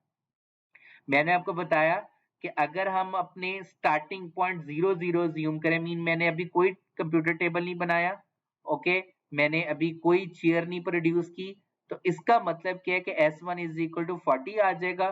दैट मीन कि मेरे पास 40 के 40 लेबर आर अभी पड़े हुए हैं। ठीक है, is it clear? So I hope it is clear कि how we would be able to convert the linear programming into the standard form. So इस जीरो का मैंने आपको एक्सप्लेन किया कि क्योंकि अगर कोई रिसोर्स अनयूज पड़ा हुआ है तो ऑब्वियसली उसका प्रॉफिट के ऊपर कोई इंपैक्ट नहीं आएगा। So that's why we are writing down 0S1 plus 0S2 plus 0S3। ठीक है जी, ओके। वंस के हमने ये स्टैंडर्ड फॉर्म बना ली, अब हमने इसको सॉल्व करना है। तो सॉल्व करने के लिए मैंने इसका जो है जी फर्स्ट आइटरेशन करनी है, first iteration. So in a first iteration मेरे पास क्या है, मैंने जो टेबल बनाना है, तो मैंने टेबल कैसे बनाना है, मैंने सबसे पहले लिखना है CBI। CBI स्टैंड्स फॉर जी कोफिशिएंट ऑफ बेसिक वेरिएबल। ठीक है, सो बेसिक वेरिएबल क्या होते हैं अभी हमने ऊपर डिफाइन किया, मैं अभी दोबारा से एक्सप्लेन कर देता हूँ।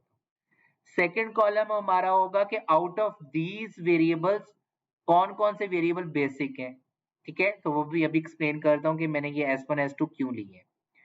देन हम लिखेंगे क्वांटिटी। क्वांटिटी का क्या मतलब है? राइट हैंड साइड आपकी कंस्ट्रेंट्स की क्या है। देन हम यहाँ पे लिख देंगे अपने तमाम के तमाम variables which is X1, X2, S1, S2, S3। अब ये ऊपर वाली जो लाइन है ये मैं लिख रहा हूँ कंट्रीब्यूशन पर यूनिट।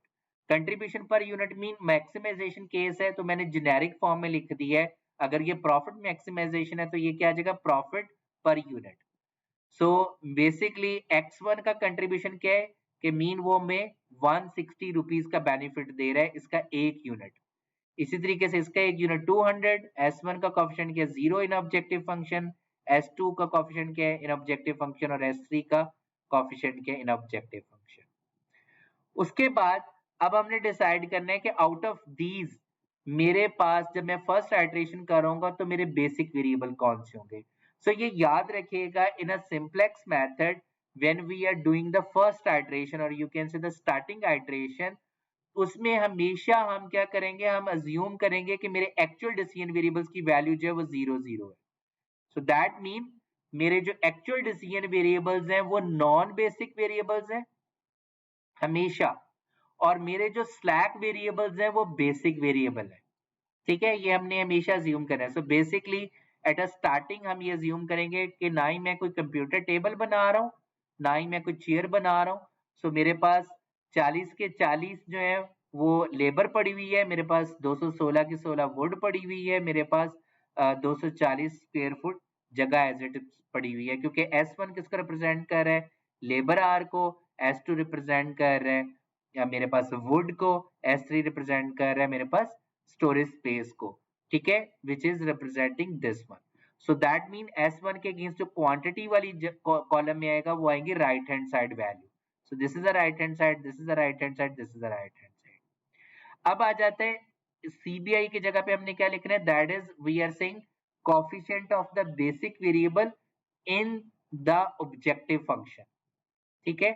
सो ऑब्जेक्टिव फंक्शन के अंदर S1 का कोएफिशिएंट क्या है 0, S2 का कोएफिशिएंट क्या है 0, S3 का क्या है 0. So that's why we are writing down 0 0 0.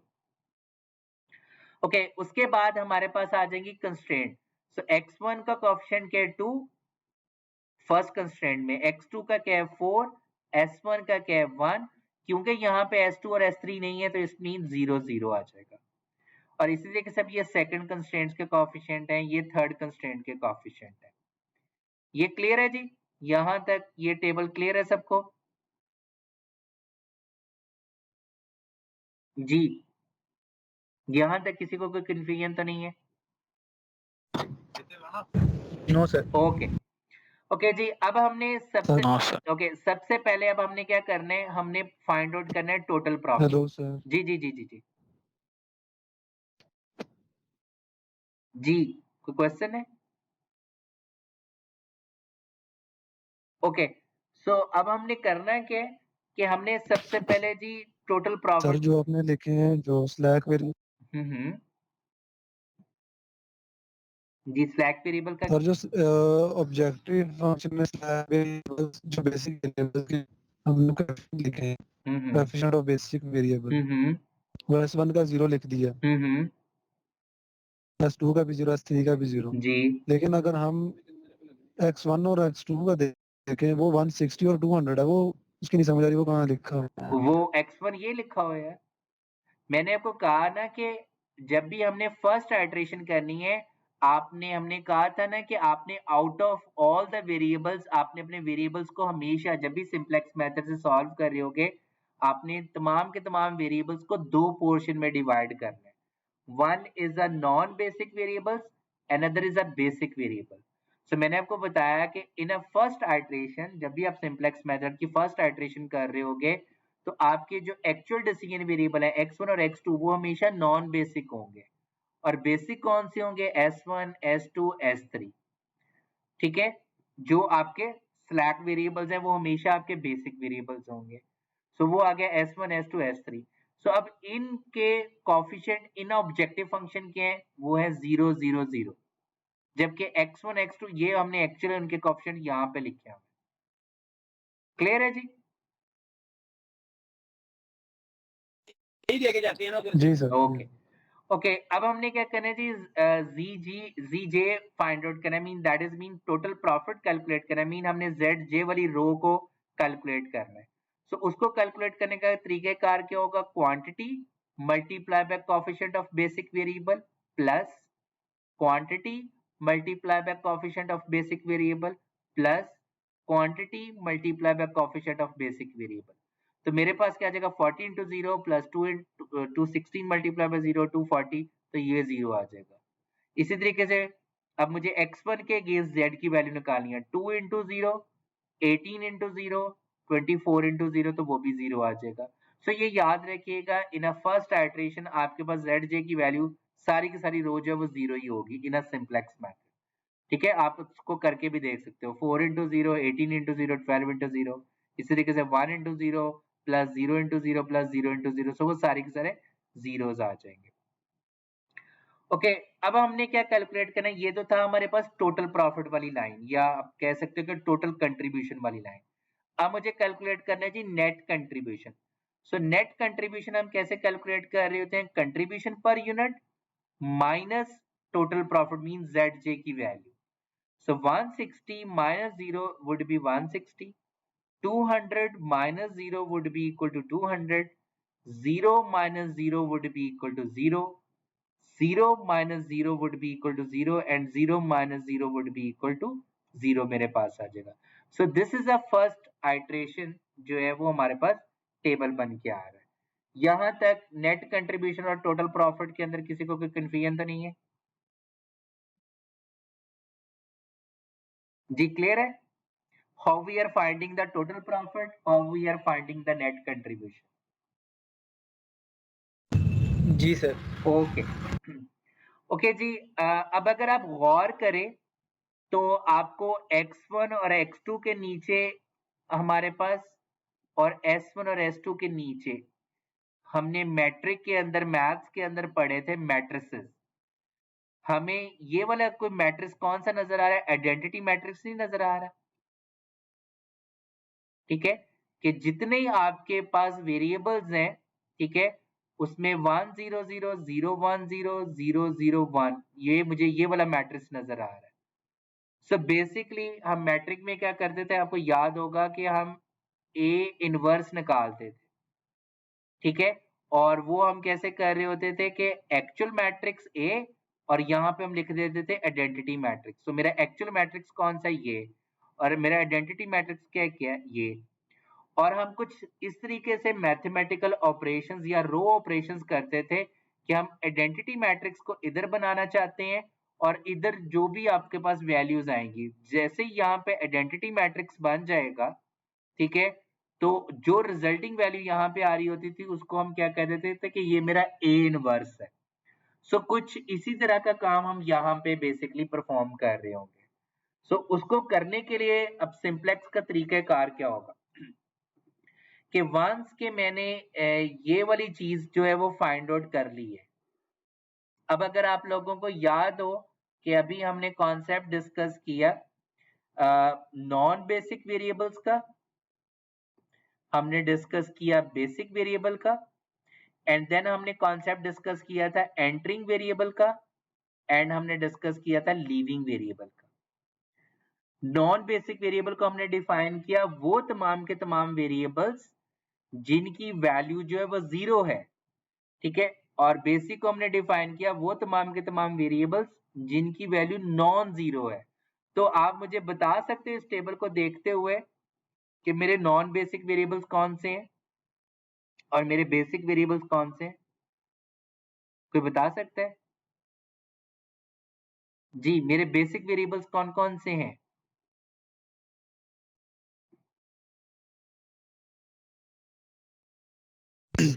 ठीक है, x1 x2 बिल्कुल. तो मेरे बेसिक वेरिएबल है जी s1 s2 and s3.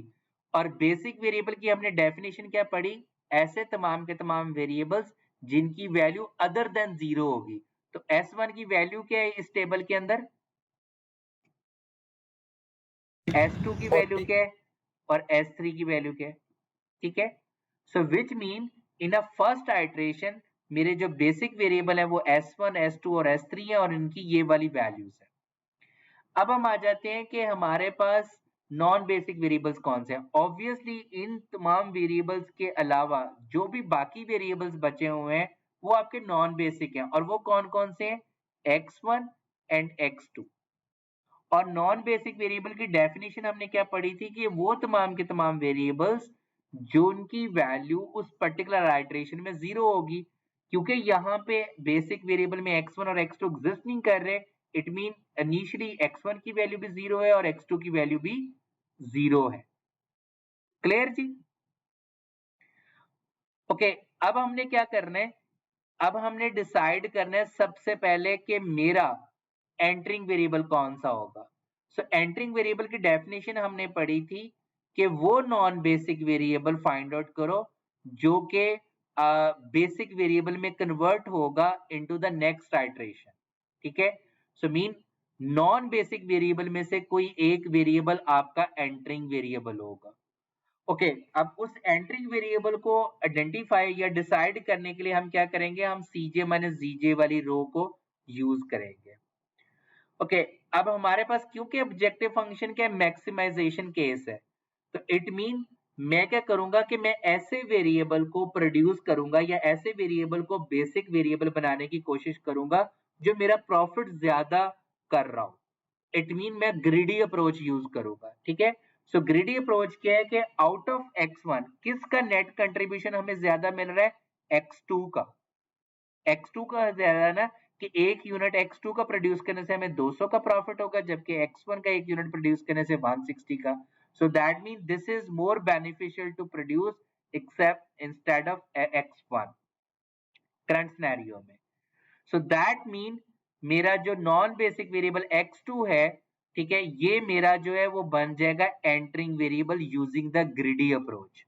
So mean इस आइट्रेशन में जो x2 नॉन बेसिक वेरिएबल था, जब मैं नेक्स्ट टेबल बनाऊंगा, मीन जब मैं अपनी आइट्रेशन नंबर 2 करूंगा तो ये x2 बेसिक वेरिएबल बनेगा.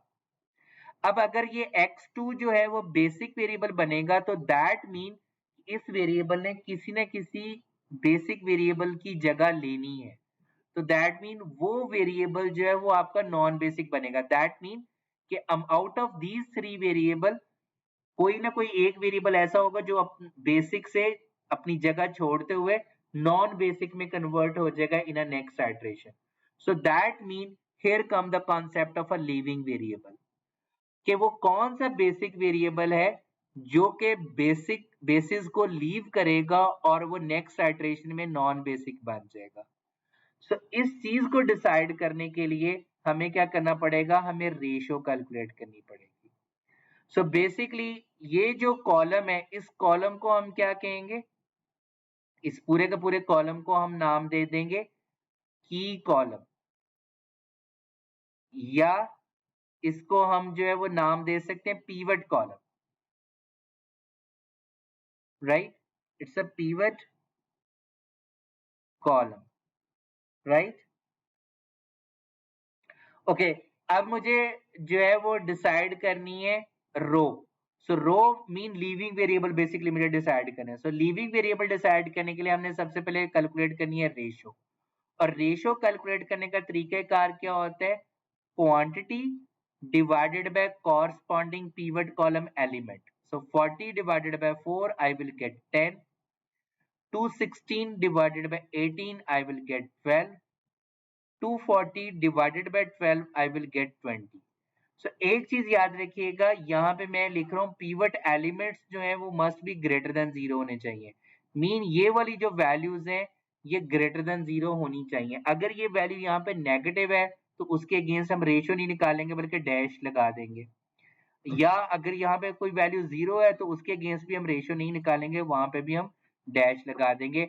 आपने रेशियो सिर्फ उसके अगेंस्ट निकालनी है जिसकी वैल्यू अगर वो जो है वो ग्रेटर देन 0 है.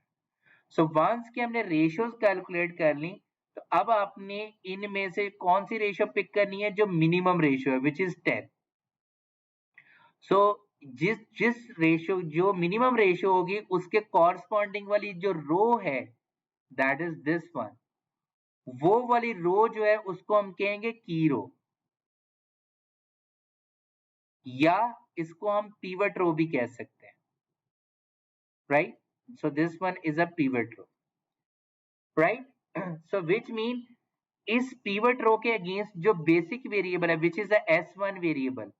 सो जब हम नेक्स्ट आइट्रेशन में आएंगे तो ये S1 जो है वो लीव कर जाएगा. सो दैट मीन हमने क्या डिसाइड किया कि x2 एंटर करेगा जो कि इस आइट्रेशन में नॉन बेसिक वेरिएबल था. नेक्स्ट आइट्रेशन में जो बेसिक वेरिएबल S1 था वो लीव कर जाएगा और नेक्स्ट आइट्रेशन में ये बेसिक बन जाएगा. सो जब हम नेक्स्ट टेबल बनाएंगे तो आपने S1 की जगह पे क्या लिखना है, x2. ठीक है, एंड ऑब्वियसली CBI की जगह पे क्या लिख देना है, 200. ओके, बट नेक्स्ट टेबल बनाने के लिए तरीकेकार क्या होगा कि वो वाला एलिमेंट जहां पे आपका पीवट कॉलम और पीवट रो आपस में इंटरसेक्ट कर रही है, उस पर्टिकुलर एलिमेंट जहां पे ये मैंने स्टेरिक लगाया है इसको हम कहते हैं पीवट एलिमेंट. ठीक है, so this is called as a pivot element. आपने इसकी जगह पे 1 करना है. ठीक है, इन अ नेक्स्ट आइट्रेशन. सो आप कोई मैथ ऑपरेशन परफॉर्म करोगे और इसकी जगह पे 1 करने की कोशिश करोगे, जबकि जब नेक्स्ट टेबल हम बना रहे होंगे तो यहाँ पे इसकी जगह पे भी मुझे 0 करना है और इसकी जगह पे भी मुझे 0 करना होगा नेक्स्ट टेबल के अंदर. सो अब वो हम कैसे कर सकते हैं. सो जब मैं नेक्स्ट टेबल बना रहा हूं, so as you can see that ये मेरे पास क्या आ रहा है, 1. ठीक है, but first of all basic variable में S1 की जगह पे क्या आ गया, x2, और CBI में क्या आ गया, x2 का कोएफिशिएंट विच इज 200 आ गया, ठीक है। ओके, अब मैं इसको कह रहा हूं न्यू R1, ठीक है, जबकि इसको मैं कह देता हूं ओल्ड R1। तो मुझे क्योंकि नई R1 बनाने के लिए यहाँ पे 1 चाहिए, तो न्यू R1 में यहाँ पे 1 लाने के लिए मुझे क्या करना है, ओल्ड R1 को किससे डिवाइड कर देना है, जो भी नंबर यहाँ पे पड़ा हुआ है वो है 4। सो विच मीन मैं अपनी इस पूरी की पूरी रो को 4 से डिवाइड कर दूंगा। सो 40 डिवाइडेड बाय 4, यहाँ पे क्या आ जाएगा 10। 2 डिवाइडेड बाय 4 क्या आ जाएगा, 2 by 4 mean 1/2। So 4 divided by 4 1, यहाँ पे क्या आ जाएगा 1/4, 0/4 और 0/4 0 0 हो जाएंगे। सो यही चीज हमारे पास यहाँ पे आ रही है 10, 1/2, 1, 1/4, 0 0। अब हमने कहा कि मुझे यहाँ पे भी 0 और यहाँ पे भी 0 करना है, मीन मुझे यहाँ पे भी 0 करना है और यहाँ पे भी 0 करना है, तो मैं इसको कह रहा हूँ ओल्ड R2, इसको मैं कह रहा हूँ ओल्ड R3, जबकि नेक्स्ट टेबल में जो है इसको मैं कह रहा हूँ न्यू R2 और इसको मैं कह रहा हूँ न्यू R3। सो मुझे नई R2 फाइंड आउट करनी है और नई R3 फाइंड आउट करनी है। सो अब मुझे न्यू R2 फाइंड आउट करने के लिए क्या करना पड़ेगा, मुझे यूज करना पड़ेगा ओल्ड R2 को, ठीक है, क्योंकि मुझे इस रो की जगह पे रिप्लेस करने हैं नई R की वैल्यूज को। और मैं क्या करूंगा, हमेशा ये जो पिवट एलिमेंट के नीचे जो भी नंबर पड़ा हुआ है इसको मैं मल्टीप्लाई करूंगा हमेशा से वो जो हमारे पास पिवट रो आई थी। तो पिवट रो हमारे पास जो नई आई थी that is first one, this is which is this one, so new R1 थी वो, ठीक है। सो मैं उसको यूज करूंगा, तो मैं क्या कर दूंगा 18 को मल्टीप्लाई करूंगा न्यू R1 से। सो अब अगर आप देखें कि इस 1 से जब 18 मल्टीप्लाई करेगा, यहाँ पे 18 पड़ा हुआ है प्रीवियसली, तो 18 में से माइनस होगा तो ऑब्वियसली वो 0 आएगा, इसलिए हमने क्या कर दिया 18 मल्टीप्लाई बाय न्यू R1। क्योंकि हमने यहाँ पे 0 करना है तो यहाँ पे आंसर क्या आ जाएगा विद माइनस साइन, ठीक है जी। इसी तरीके से अगर मुझे न्यू R3 फाइंड आउट करना है, so new R3 find out करने के लिए क्या करना पड़ेगा, यहाँ पे पड़ा हुआ है 12, तो मैं क्या करूंगा old R3 minus 12 multiply by new R1, ठीक है। सो लेट्स डू दिस कि मुझे 18 न्यू R1 फाइंड आउट करना है। सो मेरे पास न्यू R1 क्या है, that is this one, which mean मैं अपनी इन वैल्यूज को बेसिकली यूज करूंगा। ओके, अब मैं क्या कर रहा हूँ जी 18 into new R1 find out कर रहा हूँ। सो जब मैंने 18 को 10 से मल्टीप्लाई किया तो मेरे पास क्वांटिटी क्या आ गई 180, 1/2 मल्टीप्लाई बाय 18 क्या आ गया 9, 1 multiply by 18 is 18, 1/4 multiply by 18 is equal to 9/2 हो जाएगा हमारे पास, ठीक है। सो 18/4 और 2 से वो कट के आपके पास 9/2 आ जाएगा। So this would be 0, this would be 0। Okay, उसके बाद हमने कहा ऑपरेशन क्या है ओल्ड R2, ओल्ड R2 की वैल्यू क्या है जी, ये वाली वैल्यूज है 2 16 18 18, ठीक है। तो दैट मीन मेरे पास जो ओल्ड R2 है वो है 2 16 18 18, ठीक है जी, एंड देन वी हैव 0 1 0।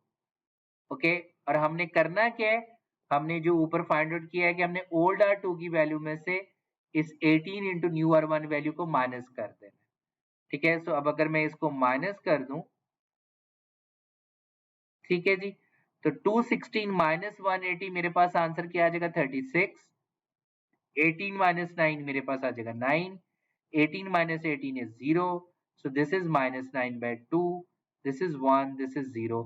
तो अगर आप देखो यही मेरे पास न्यू R2 आ रही है। Same as the case for new R3, new R3 में हमने क्या करना है, हमने नई R1 जो हमने फाइंड आउट की हुई है ये वाली, इसको अब हम मल्टीप्लाई करेंगे किससे 12 से, और इस ओल्ड R3 में से माइनस कर देंगे तो मेरे पास ये नई R3 आ जाएगी। इज इट क्लियर जी, क्लियर है ये सबको?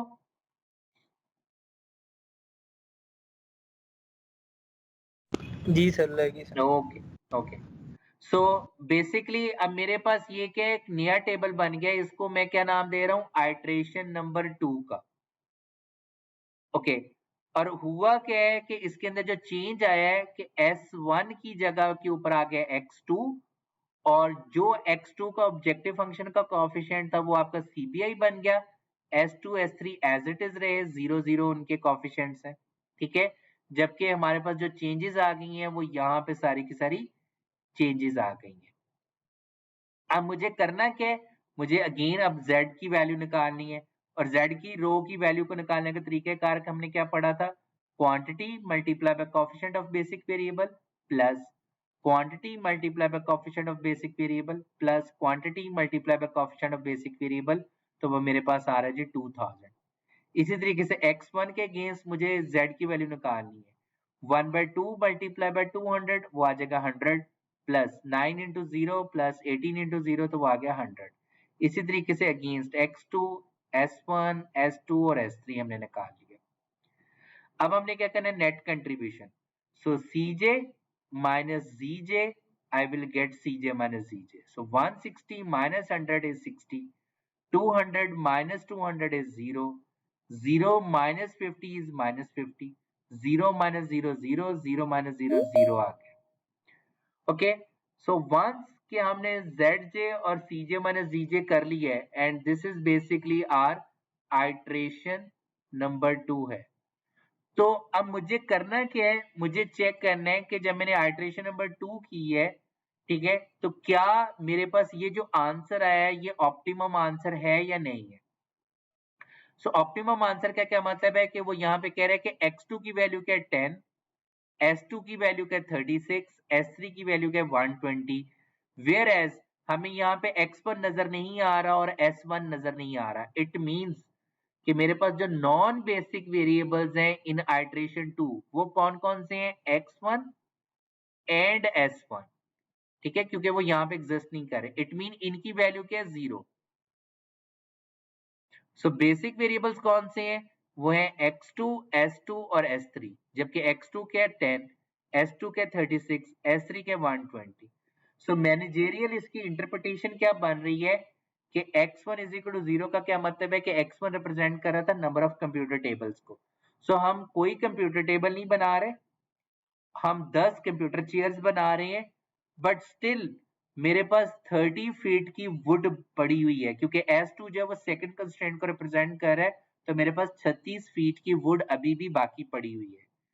S3 किसको रिप्रेजेंट कर रहा था, वो मेरे पास रिप्रेजेंट कर रहा था मेरे स्पेस को। ओके किसके स्पेस को, स्टोरेज स्पेस को in a square feet. It mean मेरे पास अभी भी 120 स्क्वायर फीट जगह खाली पड़ी हुई है। ओके तो इसके बावजूद मुझे चेक करना है कि क्या ये ऑप्टिमम सॉल्यूशन है। तो उस ऑप्टिमम सॉल्यूशन को चेक करने का तरीकाकार क्या होगा कि हम हेल्प लेंगे cj माइनस zj। इफ आपके पास जो cj माइनस zj वाली रो है उसके तमाम के तमाम एलिमेंट्स लेस देन और इक्वल टू 0 आ गए हैं, तो हम कहेंगे कि यही ऑप्टिमम सॉल्यूशन है। Okay then it's a optimum solution. अगर ये सारे के सारे लेस देन और इक्वल टू 0 नहीं है, इट मीन ये वाला जो सॉल्यूशन है वो ऑप्टिमम सॉल्यूशन नहीं है। ओके जैसे कि हम यहाँ पे देख सकते हैं कि हमारे पास ये वाली वैल्यू जो है वो लेस देन और इक्वल टू 0 नहीं है, बाकी सारी की सारी हैं, तो इट मीन स्टिल हमारे पास जो सॉल्यूशन आया है वो ऑप्टिमम सॉल्यूशन नहीं है, बट ये बेसिक फिजिबल जरूर है। ठीक है सो अब मुझे क्या करना है, इट मीन मुझे अब ये जो आइट्रेशन 2 से टेबल आया है इससे मुझे अपना नेक्स्ट स्टेप परफॉर्म करना है, विच इज आइट्रेशन नंबर 3। ठीक है सो विच मीन अब मैं सेम प्रोसेस रिपीट करूंगा। क्या करूंगा, क्योंकि ये मेरा ऑप्टिमम सॉल्यूशन नहीं है तो अगेन मुझे अपना एंटरिंग वेरिएबल डिसाइड करना है। Mean out of the non basic variable मुझे फाइंड आउट करना है कि कौन सा वेरिएबल बेसिक में कन्वर्ट होगा इनटू द नेक्स्ट आइट्रेशन। सो उसके लिए एंटरिंग वेरिएबल हम कैसे डिसाइड कर रहे होते हैं, with the help of cj minus zj, और हमने कहा हम ग्रीडी अप्रोच यूज करेंगे। ओके क्योंकि मैक्सिमाइजेशन केस है तो हम कहेंगे कि वो वाला वेरिएबल जो है वो एंटर करेगा जो हमें सबसे ज्यादा प्रॉफिट दे रहा है। So that is x1 which is positive 60 हमें प्रॉफिट दे रहा है। सो इट मीन अब मेरे पास ये पिवट कॉलम बन गया। अब मुझे pivot row डिसाइड करनी है. So pivot row डिसाइड करने के लिए मुझे ratios निकालनी है, और ratios हम कैसे निकालते हैं? Quantity divided by corresponding pivot column element. So 10 divided by 1/2. So 10 divided by 1/2, ये ऊपर जाके इनवर्स हो जाएगा, तो क्या हो जाएगा 10 into 2 which is 20. So ये क्या आ जाएगा 36/9 4. ये क्या आ जाएगा 120 divided by 18 which is 20/3. So which is 6 point something. So minimum क्या है 4. It mean ये वाली जो रो है ये मेरे पास pivot रो या की रो बन जाएगी, राइट? अगर ये pivot रो या की रो बन जाएगी तो इट मीन अब मेरा नेक्स्ट आइटरेशन में S1 एंटर, X1 जो है वो एंटर करेगा, किसकी जगह पे एंटर करेगा? S2 की जगह पे, और S2 लीव कर जाएगा, राइट? और मुझे क्या करना है, इस 9 की जगह पे 1 करना है. तो अब मैं जब आइटरेशन नंबर 2 कर रहा हूँ, आइटरेशन नंबर 3 कर रहा हूँ, जो नेक्स्ट आइटरेशन में परफॉर्म करूंगा ये वाली, इसका मैं क्या करूंगा, सबसे पहले तो आपने x2 को एज इट इज लिख देना है और s3 को हमने एज इट इज लिख देना है. s2 की जगह पे किसने आ जाना है? x1 ने आ जाना है. एंड वी नो दैट कि x2 का कोएफिशिएंट इन ऑब्जेक्टिव फंक्शन क्या था? 200, और x1 का कोएफिशिएंट क्या था? 160, वो हमने एज इट इज लिख दिया, और s3 का कोएफिशिएंट क्या था? 0. अब हमने क्या करना है, इसकी जगह पे 1 करना है, ओके? तो उसकी जगह पे 1 करने के लिए हम क्या करेंगे, किसकी जगह पे 1 करना है? इसकी जगह के ऊपर, क्योंकि ये पिवट कॉलम था, ये पिवट रो थी, तो इस एलिमेंट पे वो इंटरसेक्ट कर रहे थे. तो इसकी जगह पे 1 करने के लिए मैं क्या कर दूंगा, इसको नाम दे दूंगा ओल्ड R2 का अब, और मेरे पास ये आएगी न्यू R2. सो जैसा कि हमने कहा था कि वो जहां पे इंटरसेक्ट कर रहा है तो यहाँ पे मुझे 1 करना है. तो मैं कैसे कर सकता हूँ? That mean new R2 find out करने के लिए मुझे इस जगह पे 1 करना है, तो मैं क्या करूंगा, ओल्ड R2 को डिवाइड कर दूंगा इस नंबर से विच इज 9. तो मेरे पास क्या आ जाएगा 36/9 4, 9/9 1, 0/9 0, -9/2 डिवाइडेड बाय 9 क्या आ जाएगा -1/2, 1/9 1/9, ठीक है, 0/9 0 आ जाएगा. So now this is new R2. अब हम इसकी हेल्प लेंगे to find out the new R1, to find out the new R3. और वो कैसे लेंगे? Using old R1, using old R3. So जैसा कि हमें पता है कि हमें इसके ऊपर भी 0 करना है अब, और इसके नीचे भी 0 करना है. तो वो मैं कैसे करूंगा कि अब ये वाली नई R फाइंड आउट करने के लिए मुझे करना पड़ेगा ओल्ड R1 में से माइनस किसको? ओल्ड R1 में से माइनस करना पड़ेगा किसको जी? न्यू R2 को, after multiplying what? After multiplying 1/2, ठीक है, क्योंकि मुझे इसको यहाँ पे 0 करना है. इसी तरीके से मुझे न्यू R3 फाइंड आउट करना है, तो मैं क्या करूंगा, ओल्ड R3 में से माइनस करूंगा किसको? न्यू R2 को, आफ्टर मल्टीप्लाइंग व्हाट? इसके नीचे क्या पड़ा हुआ है? 18 से मल्टीप्लाई करके, ठीक है जी. So after doing this mean आप न्यू R2 को जो है जी 1/2 से पहले मल्टीप्लाई करें और इस ओल्ड R1 में से माइनस करके, तो मेरे पास ये वाली रो आ जाएगी सारी की सारी. इसी तरीके से आप न्यू R2 को मल्टीप्लाई करोगे 18 से, और इस ओल्ड R3 के एलिमेंट में से माइनस कर दोगे after multiplying 18 into the new R2, तो मेरे पास नई R3 आ जाएगी. ठीक है, इज इट क्लियर जी? सो आई होप कि आपको क्लियर हो गया कि ये वाले एलिमेंट्स हमने कैसे फाइंड आउट किए. ओके, अगेन अब हमारा काम क्या है, अब मुझे ZJ निकालना है. सो ZJ हम कैसे निकाल रहे हैं? Quantity multiply by coefficient of basic variable plus quantity multiply by coefficient of basic variable plus quantity multiply by coefficient of basic variable, तो मेरे पास प्रॉफिट आ रहा है. इसी तरीके से 0 multiply by 200, 1 multiply bye 160, 0 multiply by 0, so we will get this 1 multiplied by 200 plus 0 multiplied by 160, 0 multiplied by 0, so we will get 200. इसी तरीके से हम S1 के लिए करेंगे 1/2 into 200 plus minus 1/2 to 160 plus 6 into 0, so we will get 20. इसी तरीके से S2 के लिए, इसी तरीके से S3 के लिए. नेक्स्ट हमें क्या करना है, हमें नेट कंट्रीब्यूशन निकालना है. तो Cj minus corresponding Zj. So 160 minus 160 0, 200 minus 200 0, 0 minus 20 minus 20, 0 minus 20 by 3 minus 20 by 3, 0 minus 0 would be 0. ठीक है, तो इस तरीके से हमने अपनी Cj minus Zj वाली रो कैलकुलेट कर दी. सो अब हम अगेन चेक करते हैं कि क्या ये ऑप्टिमम सॉल्यूशन है. यस. क्यों ऑप्टिमम सॉल्यूशन है? Because it is fulfilling the optimality condition. और वो ऑप्टिमैलिटी कंडीशन क्या है कि Cj माइनस Zj अगर तमाम की तमाम रो लेस देन और इक्वल टू 0 हैं तो इट मीन कि मेरा जो सॉल्यूशन आया ये वाला ये ऑप्टिमम सॉल्यूशन है. क्योंकि ये सारे के सारे लेस देन और इक्वल टू 0 है तो अब हमें आगे जाने की जरूरत नहीं है, ये मेरा ऑप्टिमम सॉल्यूशन आ गया है.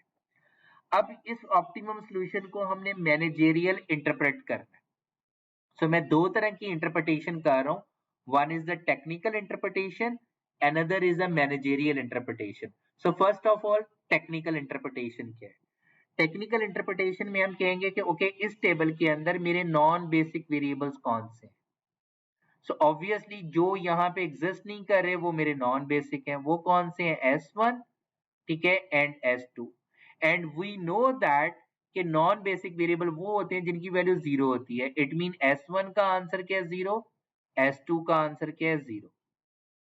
ओके, अब मेरे पास बेसिक वेरिएबल्स कौन से हैं जी? X2, X1 and S3. X2 किसके बराबर है? 8. X1 किसके बराबर है? 4 के. और S3 किसके बराबर है? 48 के. ठीक है जी. ओके, अब हम आ जाते हैं इनकी मैनेजेरियल इंटरप्रिटेशन की तरफ. सो मैनेजेरियल इंटरप्रिटेशन हमें क्या बता रही है कि अगर S1 0 है, सो S1 किसको रिप्रेजेंट कर रहा था? फर्स्ट कंस्ट्रेंट को. और वो फर्स्ट कंस्ट्रेंट क्या थी? लेबर आर वाली कंस्ट्रेंट थी. ठीक है, अगर मैं मॉडल के ऊपर दोबारा जाऊं तो ये मेरी लेबर आर वाली कंस्ट्रेंट थी. ओके, सो S1 0 का क्या मतलब है कि जो 40 लेबर आर हमारे पास आए थे, because the optimum answer S1 is 0, it mean हमने 40 के 40 लेबर आर यूज कर लिए हैं. ठीक है, to produce computer tables, to produce computer chairs. Okay, further more मेरे पास S2 भी 0 है. इट मीन S2 किसको रिप्रेजेंट कर रहा है? S2 मेरा रिप्रेजेंट कर रहा है जी वुड को. इट मीन जो मेरे पास 216 फीट वुड थी वो मैंने सारी की सारी यूज कर ली है to produce computer tables, to produce computer chairs. जबकि मेरे पास जो S3 है उसका आंसर क्या है? 48. जबकि S3 किसको रिप्रेजेंट कर रहा है? S3 रिप्रेजेंट कर रहा है स्टोरेज स्पेस को. सो दैट इज इंडिकेटिंग कि मेरे पास S3 कितना आया था जी? Which is 48. कि मेरे पास S3 है 48. so that mean out of 240 हमने यूज किए हैं 192 स्क्वायर फीट ऑफ जगह, जबकि 48 स्क्वायर फीट अभी भी हमारे पास खाली पड़ी हुई है. ठीक है, ओके. बाकी फर्दर मोर हमें क्या पता चल रहा है कि X1 हमने कंप्यूटर टेबल कितने प्रोड्यूस किए, क्योंकि X1 किसको रिप्रेजेंट कर रहा है? हमारे कंप्यूटर टेबल को रिप्रेजेंट कर रहा है, और X2 रिप्रेजेंट कर रहा है कंप्यूटर चेयर को. तो हमने कंप्यूटर टेबल्स बनाने हैं 4. हमने कंप्यूटर टेबल्स बनाने X2 is the chairs. Yes, तो हमने कंप्यूटर टेबल बनाने हैं 4, हमने चेयर्स बनानी है 8. ठीक है जी, कि मेरा प्रॉफिट जो है वो मुझे मिल रहा होगा 2240. ओके, अब क्वेश्चन ये आ जाता है कि अगर मेरे पास 48 स्क्वायर फुट जगह अभी भी पड़ी हुई है तो क्या मैं और कंप्यूटर टेबल इस जगह को यूज करने के लिए और कंप्यूटर टेबल या चेयर्स बनाऊं under the given resources, under the given labour और अंडर द गिवन वुड. तो क्या मेरे लिए प्रॉफिटेबल है या नहीं? तो वो हमें Cj माइनस Zj रो से पता चलता है कि S1 का जो कोफिशिएंट है वो क्या? -20. वो कहता है कि अब अगर आप फर्दर एक और रिसोर्स मीन एक और घंटा लेबर आर का, जाहिर बात है आपको कंप्यूटर टेबल और चेयर बनाने के लिए, एक एक्स्ट्रा कंप्यूटर टेबल चेयर बनाने के लिए आपको एक एक्स्ट्रा लेबर आर बाय करना पड़ेगा. तो एवरी 1 लेबर आवर बाय करने से आपका प्रॉफिट जो है वो 20 रुपीज डिक्रीज करेगा, राइट? सो इट मीन अगर इस वक्त मेरे पास 40 है, आप उसको 41 करते हो, ठीक है, तो वो आपके पास क्या होगा, 20 रुपीज आपका प्रॉफिट डिक्रीज करेगा एक फर्दर बाय करने से, ओके? या आप इसको कह लें कि इसको एंटर करने से। फर्दर मोर आपके पास क्या S2 माइनस 20/3 है। इट मीन अगर मैं वुड इस S2 को फर्दर में एंटर करता हूं, मीन इसको मैं यूज करता हूं, तो आपका प्रॉफिट अप्रोक्सीमेटली 6.67 रुपीज जो है वो डिक्रीज करेगा। जबकि S3 यहाँ पे 0 क्या इंडिकेट कर रहा है कि that mean there will be no impact, ठीक है, वो ऑलरेडी बेसिस में है, तो इसको मजीद आप सॉल्व करने की जरूरत ही नहीं है।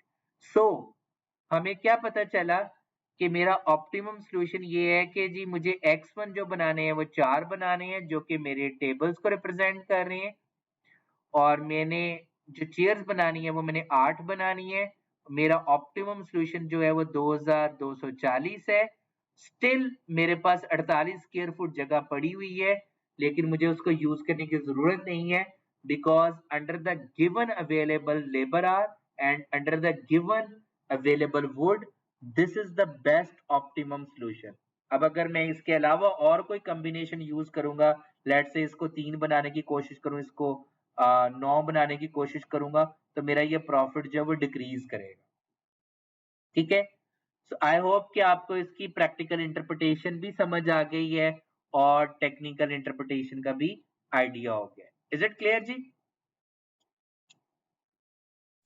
Yes sir. Okay okay, so मैं यहाँ पे स्टॉप कर रहा हूँ, ठीक है? So for the practice purpose, अब जो हमने लीनियर प्रोग्रामिंग ग्राफिकल मेथड से प्रॉब्लम किए थे, दैट इज बेसिकली जो लेस देन वाले हैं, so you can try this one or this one, not this one, only less than wale, this one. So you can try this problem to solve the simplex method. So inshallah next class में हम जो है वो आगे चलेंगे।